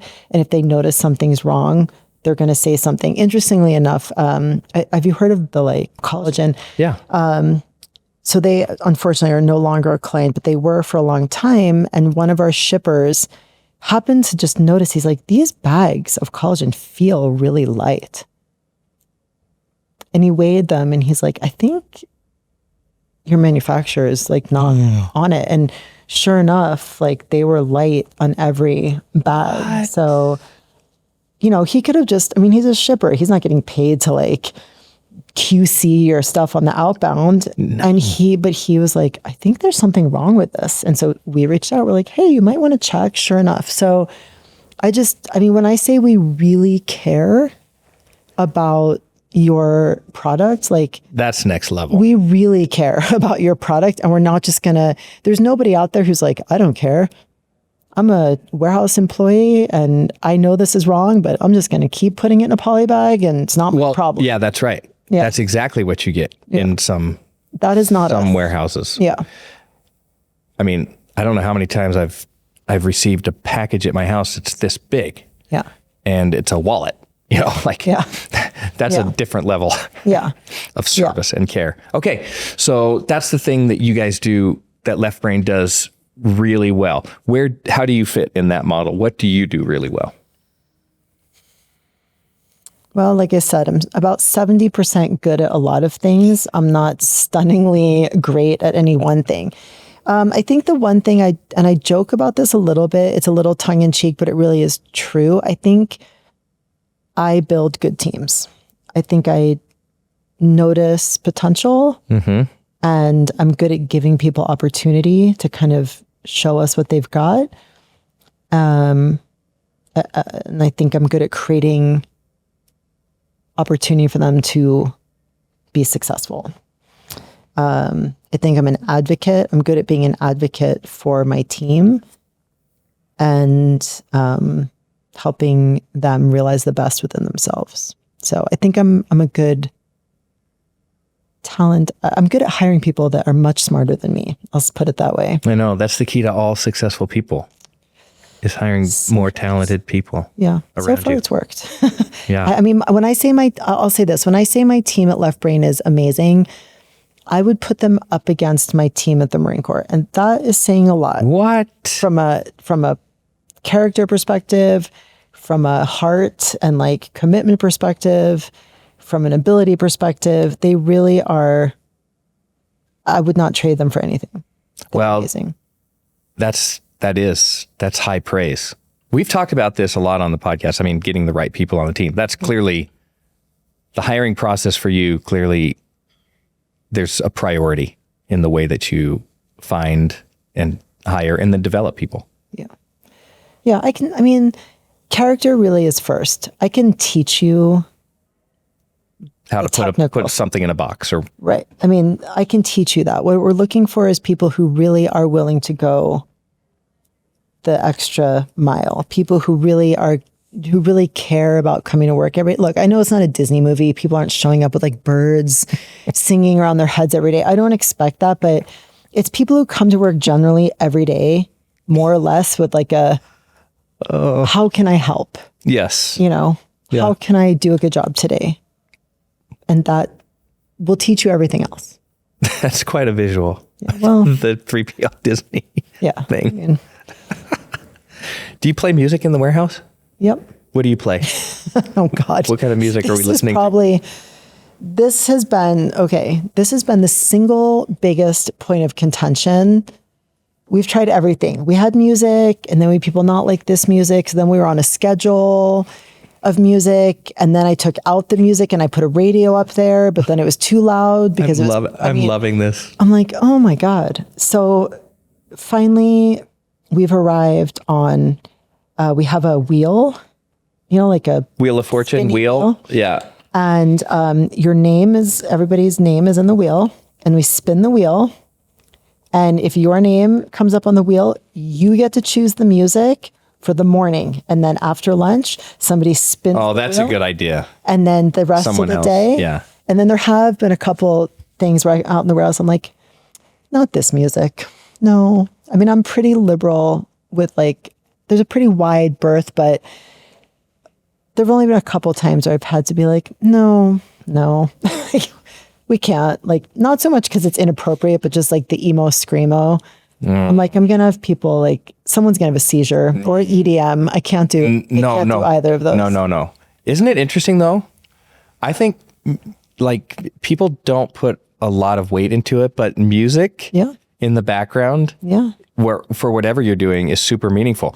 There's a guy who's typically a coach at the gym I attend and coaching, he's great. I think you might even say the same. He's watching technique. He's always giving pointers. He's walking around. He's very engaged, and his music is awful. It's the worst. I suffer through it because he's coaching wise, he's good. Yeah. But then when you get the right instructor and the music aligned, it's like you walk out of the gym. This is scientific. You know that, right? It's your nervous system, your sympathetic or your parasympathetic nervous system. No. Yeah, you have to know what kind of party it is. What? Are you making this up? No, there's, what's this guy's I would name? believe you if you He's were. French. It'll come to me. But he studies how the nervous system kind of impacts your training. And part of it is music. And he says, oh, you just have to know what kind of party it is. So his whole thing is like, certain music puts you in a parasympathetic state. And I always get these mixed up. So, one is like rest and digest, and one is like fight or flight. Yeah. And so, if you're in a workout that requires fight or flight, but you're listening to like Chopin, it's not like your body's going to be fighting to be in, it's going to want to be in this parasympathetic state, like this rest and digest state. And it's kind of true. Like when I Olympic lift, I actually listen to classical music because it's technical. I don't want to be like, bah! But when I do more like high intensity interval training, I need like Rage Against the Machine. So try it. I'll find this guy. Yeah, I want to hear this, but He also like drinks heavy cream and eats dark chocolate. He's a little, that's my guy. You have to kind of like take it. I'm in with that. But interesting guy. I love dark chocolate, heavy cream. Yeah, he like you drinks kidding it out of the can. Oh, wait. Yeah. How do you do that? Like, that's thick. I know. He's like next level. So you have to kind of take it with pick and choose, but Take it with music. He's French, right? So I'm going to take it with a chocolate croissant, I think. True. Yeah, I think it's called Strong Fit, but I can't remember his name. I would love to. Okay. Yeah. But so music in the warehouse, yes, we need to cover all our bases. I'm so glad that we talked about this. Who knew that would come out of the podcast? Yeah. But I love listening to classical music when I'm working out. Yeah. I especially love it on a long ride, a long bike ride? Yes. Okay. Road bike? Road or mountain. Okay. But when I'm mountain biking, it's not my go-to. Mm-hmm. I'm more like stuff like Jack Johnson or stick figure. That seems to resonate a little bit more. And when I'm in the gym, Rage Against the Machine is not my thing. No. I need more. He needs to be more. I need more rhythm in it. See, you are an EDM guy. No. It's not. I don't need that. That will drive me bananas. Have you ever tried classical though in the warehouse? Like to me, that's universal. If I only had no, that would be. If I only had one music to listen to for the rest of my life. Have you ever played that game? If you could only listen to one genre, it would be classical opera for me. Yeah. But wait, what would yours be? That's a hard one because so I'm wearing a shirt that says The Velvet Underground. Yeah. Frank calls me B-side Betty because I listen to really obscure music. Does he have any other nicknames for you? Let's just finish this up. Okay, this is the 3 random question part. Okay. I usually do 3 random questions. This is perfect. Okay. So if you could only listen to one genre of music. It would be one band actually, and it would be the Rolling Stones. You could listen to the Rolling Stones for the rest of your life. Love the Rolling Stones. Do you even think I'm obsessed with Mick Jagger. What? Wait a second. Oh yeah. You're not. No, I'm not kidding. Punking me. This is a real thing. Yeah. What is your obsession with Mick Jagger? Go ahead. I won't. I mean, he's like 150 and he still has he's still jumping around on stage. He's indestructible. The guy is insane. Do you think it's blood or is it scotch that's running through his veins? Well, now, you know what's really funny now? He's like... Did he? I know this. Yeah. He has a Norwegian trainer. And my uncle, because he lives in Norway, was actually hiking on a mountain that I've hiked my entire life. And he saw these 2 guys running. And the guy stopped to ask him something. And he realized, oh my God, that's Mick Jagger. Mick Jagger was training on the mountain with his Norwegian trainer. And my uncle and my dad are both huge, My dad caught Charlie Watts' drumstick and it's like framed in a shadow. I mean, we're talking nuts level fans. So it's almost like a birthright. I've gone to every Stones tour. I think, oh my gosh, I could, and they have so much great music. Frank disagrees. My husband disagrees. I'm with Frank. I know. Sorry. I'm not giving up on this one. I love the Stones. There's so many albums. The only person I've ever talked to in my entire life who said the Rolling Stones. That you need a higher quality person.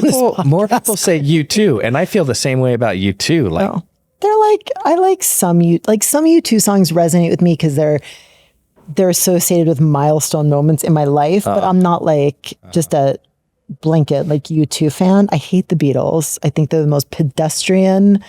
Yep, I said what I said, and I'm not sorry. They're the most pedestrian, overrated band in the history of music. Love Me Do? I mean, Sgt. Pepper's? No, that is Yellow Submarine? I've heard better music out of like an 8th grade, like band concert. I feel like I need to back up. Sorry, like I do not like the Beatles. Something may fall on you. Sorry, I think the Beatles are so overrated. I don't love them. No, I know you're probably going to get I mean, so that's Elvis, that's always the question. You're either Elvis or you're the Beatles. Yeah, Elvis by far. Yeah, I am too, but I don't dislike I literally have banned the Beatles in my warehouse. You know who I've banned? Okay, so I do this. I think there's music that's being played today that should never be played again. Like some music has its time and then it should be gone. Here's one. Okay. Artist who should be banned for all time. Phil Collins. Oh. But there's some Phil Collins songs that are like soundtracks to movies. Like, I never want to hear it again. Really? Never. I feel very much about Phil Collins like you feel about the Beatles. Yeah, but Phil Collins was like very niche, like in the 80s. Like he had his genre. Like, I feel like the Beatles, everyone's like, oh my God, the Beatles, they're so epic. Beatlemania. I don't feel like anyone was like, Phil Collins, oh my, there's no Phil Collins mania. I know that, but so that's what I'm saying. It's like you just Throwing get it rid all of it. away? Get all of it. The other one is in the song. But yeah. Yes, exactly. I mean, I'm not like a Phil Collins fan, but every once in a while, something in the air, and it has the story behind it. You know, do you know that whole thing? Yeah, that. Yeah. I don't want to hear any more Phil Collins. If I'm ever in a grocery store and Phil Collins, I'll walk out. Okay. I feel the same way about Cyndi Lauper. Oh, girls just want to have fun? Yes. But I mean, her musical. No. Cyndi Lauper's musical arsenal is like so narrow. I mean, you can't call it an arsenal. No. You can't even call it an arsenal. No. Okay. What's way less than an arsenal? Like your personal handgun safe? I mean, I don't know. She had like. It's like a little Derringer, right? Like one of those little 2-shot. Time after time. And girls just want to have fun. I think those are like the only, if you walked up to any person on the street today, like our age, and asked them to say, I mean, I'm not disagreeing with you, but okay. I don't think she should be like locked away for all time, but I'll never go like seek out a Cyndi Lauper song because I'm like, I'm really in the mood for Cyndi Lauper. Same with Phil Collins. It'll come on like in a grocery store. But it's not offensive to you. No. No. Yeah. No. I mean, I don't think there's any music that's that offensive to me. Meatloaf is one of my husbands. That's offensive? I will belt out. What's the, you know? Yeah, that's exactly the point. That's exactly the point. Like, it's so bad that you can't even remember the song. And I can kind of. But everybody knows the words when it comes on. Everybody's sort of, yeah. I'm a terrible singer, but I will sing my heart out to that. And I'll never go like listen to Meatloaf, but when it comes on, I'm like, oh, I remember this song. Okay, if you could do anything else in the world right now and be successful? Yeah, what would you do? Oh God, that's a really great question. I don't know. I really love what I do. Like I would love to write a book. Actually, I've thought about writing a book. What would your book be about? I think it would be a fictionalized version of my life. told, I mean, the names would be changed To protect the innocent. or the not so innocent. But yeah, I think there's a lot of my life that people could learn from that we haven't covered here. Okay. Well, what are some of those things? Like we've learned a lot of good things here today. That's like a whole, that'll be another like few hours of podcasting, but I do, I'd love to write. I'd love to be a writer. I mean, not just my story, but my mom is a writer. My grandmother's actually my mom and my grandmother are both published authors. So I would love to write. I just need time. So I don't really have a lot of that right now, but yeah, I would love to write. And I really do still love to paint. Now we're going back to the art history. I mean, which is always like a love for me. And then when I think when it started to become a job, I was like, I lost the love for it because it was forced. Like, be creative. And I'm like, I can't be creative just like under duress because there's this artificial like timeline on it. I know. So I think I'd go back to painting. Some people could do that. Yeah, I can't. I can't either. No. You need the inspiration. Okay, you're in the shipping and logistics world. Yeah. Would you rather ship your pants or ship a bed? Ship my pants? Yes. Like the ones I'm wearing currently? Could be those pants or any other pants. We do ship pants, actually. Would you rather ship pants or ship a bed? Probably the pants. I mean, I need more parameters, I feel like, for this question. You do? Yeah. I mean, I do not want to ship the pants I'm currently wearing because that would just be a disservice to everybody in this room. But, I mean, we do ship pants. It's really easy. So you would rather ship pants because it's easier? Yeah. Who wants to pick a bed? You think it's more difficult to ship a bed? Yeah. Like, how am I picking that? On a pallet now that I'm like pulling around the... You're the 3PL. Pants. I'm just asking the questions. Pants all day long for you. We do ship pants all day long. Okay. Actually. Well, that's your answer. For two different brands. I ship no beds. So maybe I shouldn't answer until I've shipped a bed, but for now I'm going to go with pants. It's a known entity. Perfect. Okay. Those were your three random questions. Great. Do you feel like you have answered those appropriately? Yeah. This is the last question. If I ship a bed, I might come back and change my answer, but currently I've shipped furniture before. It's a no, thank you. I'm going to ask you one more question. When we're done with this podcast, we're going to wrap this up pretty soon. Okay. But when we're done with this podcast, how harshly are you going to judge yourself? I will probably never listen to. Wait. Okay. You're never going to listen to it because you don't want to relive it?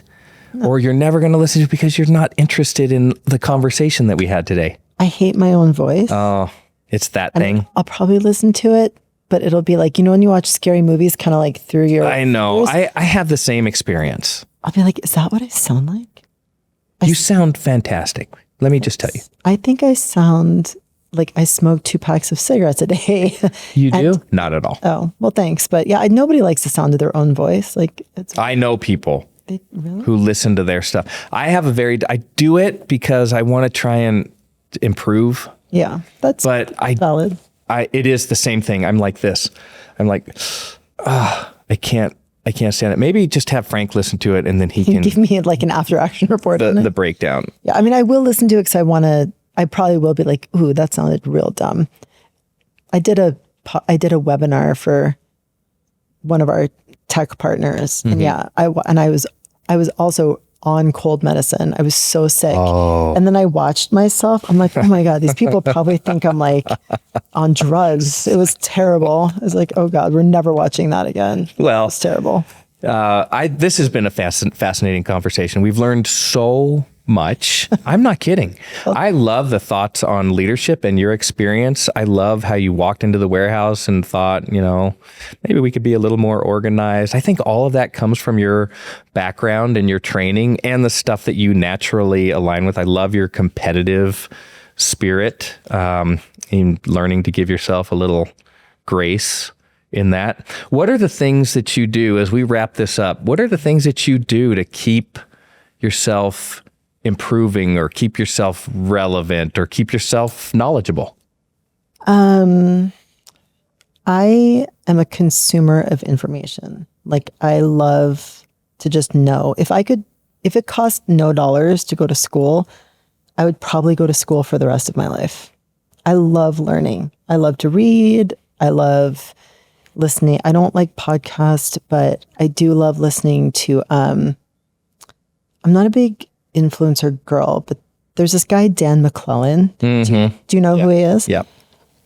I don't necessarily agree with everything, but I just love that people can chat. Like, I just love knowing information, whether I need it or I agree with it or not. I love hearing different perspectives. So I just consume information. I love conversation. I love people challenging my way of thinking. So I just. You know what you've just described? Like all psychopath.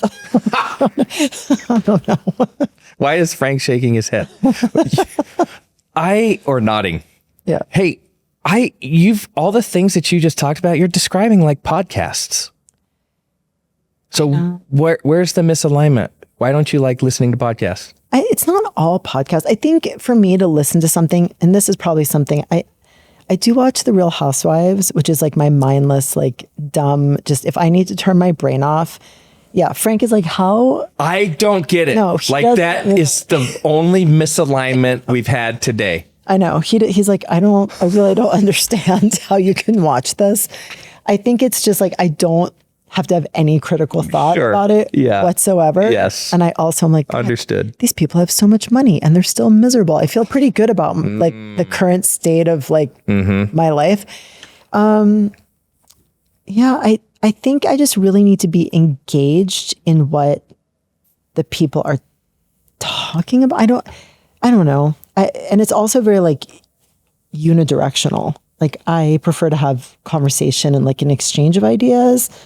So unless the podcast is really riveting, and there are a couple that I do. You mean like the Know Your Ship podcast? Yeah. Well, I listened to like multiple, I listened to multiple episodes after Blaze turned me on to this. And I find if this were just about shipping, like nobody wants to get on here and be like, so who's offering you the best rate on ground sources? Tell me about your carrier selection. Right. Like that to me, I'm like, oh God. I do love the people behind the business and the stories. And like, I want to know what challenges have made these people successful. What have they overcome? That to me is kind of the interesting thing. But I don't want to get on a podcast where people are just, I feel like a lot of them, people just talk to hear themselves talk. And for me, I'm like, okay, we're 10 minutes in. I'm already kind of over it. And I have very limited free time. Yeah. So if I'm going to use it, I really want to feel like I'm taking something away from it. So I think it's more my impatience and the lack of like feedback in a podcast. It's a time commitment for sure. One nice thing we do with Know Your Ship is we'll break all of this down into like 30-second segments. So you can digest clips. it. Clips are that, I think that's the technical term. Yeah. Clips. I don't know. I don't know either. I have like 200 followers on Instagram, so I'm not an influencer. That's amazing. No, that's by design. I was like, bye. Oh, did you cut people off? Yeah, when I was coaching for CrossFit, like everybody wanted to be on your Instagram. And then I had people on there who are like coming after me in the comment section. I'm like, I don't even know it. I'm like, no. That's unnecessary. And the older I get, I'm like, who are you? Like, I don't need that. So it's by design. Yeah. But I'm definitely not an influencer. So I don't know. We'll have to defer to the experts here. Yeah. But yeah. Maybe someday if you keep working really hard. I'll have a following on, and not if I keep it private and only have 200 followers. Not if I really work hard. But yeah, this has been it's amazing. It's been so great. You've been awesome. Amazing. Likewise. You don't have to listen to it. I'm telling you, I will. You reached the 100%. Your insight and your knowledge.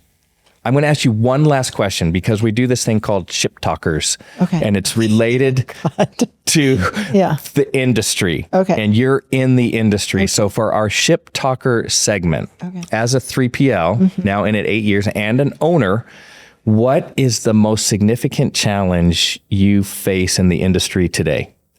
I think until we settle on something stable with the tariffs, we're going to be in for it. Whatever the decision is, I think stability. So we know what we're dealing with and we can adjust. But I think kind of the vacillation and the uncertainty is really, everyone's sitting very still in the boat, to coin a Norwegian phrase. Nobody wants to do anything. And so I think we're kind of at like a stalemate. So how do you manage that as a company? I mean, because we're a 3PL, I can't make decisions for brands. We can give them advice. And we started talking about this with some of our brands before these things came to pass. But, you can theoretically say, like, start moving your production to a different country. But I mean, to pick up an entire production operation and move, especially when you're a mid-sized brand, is not easy, especially when everybody else is trying to do the same thing. So we can just advise, look for brands that aren't as impacted by the tariffs when we're onboarding new brands. They either manufacture within the US or Vietnam or one of the countries with a lower tariff rate. And I mean, that's really all we can do at this point. Just wait for some seas to kind of settle. For some stability. Yeah. What are you hearing from brands or people in the industry about the future of the tariffs? I mean, what are you kind of, you're telling the future a little bit, but what do you see coming along? I think, there's two parts to this. As much as we rely on China for a lot of goods, we are the biggest importer of Chinese goods.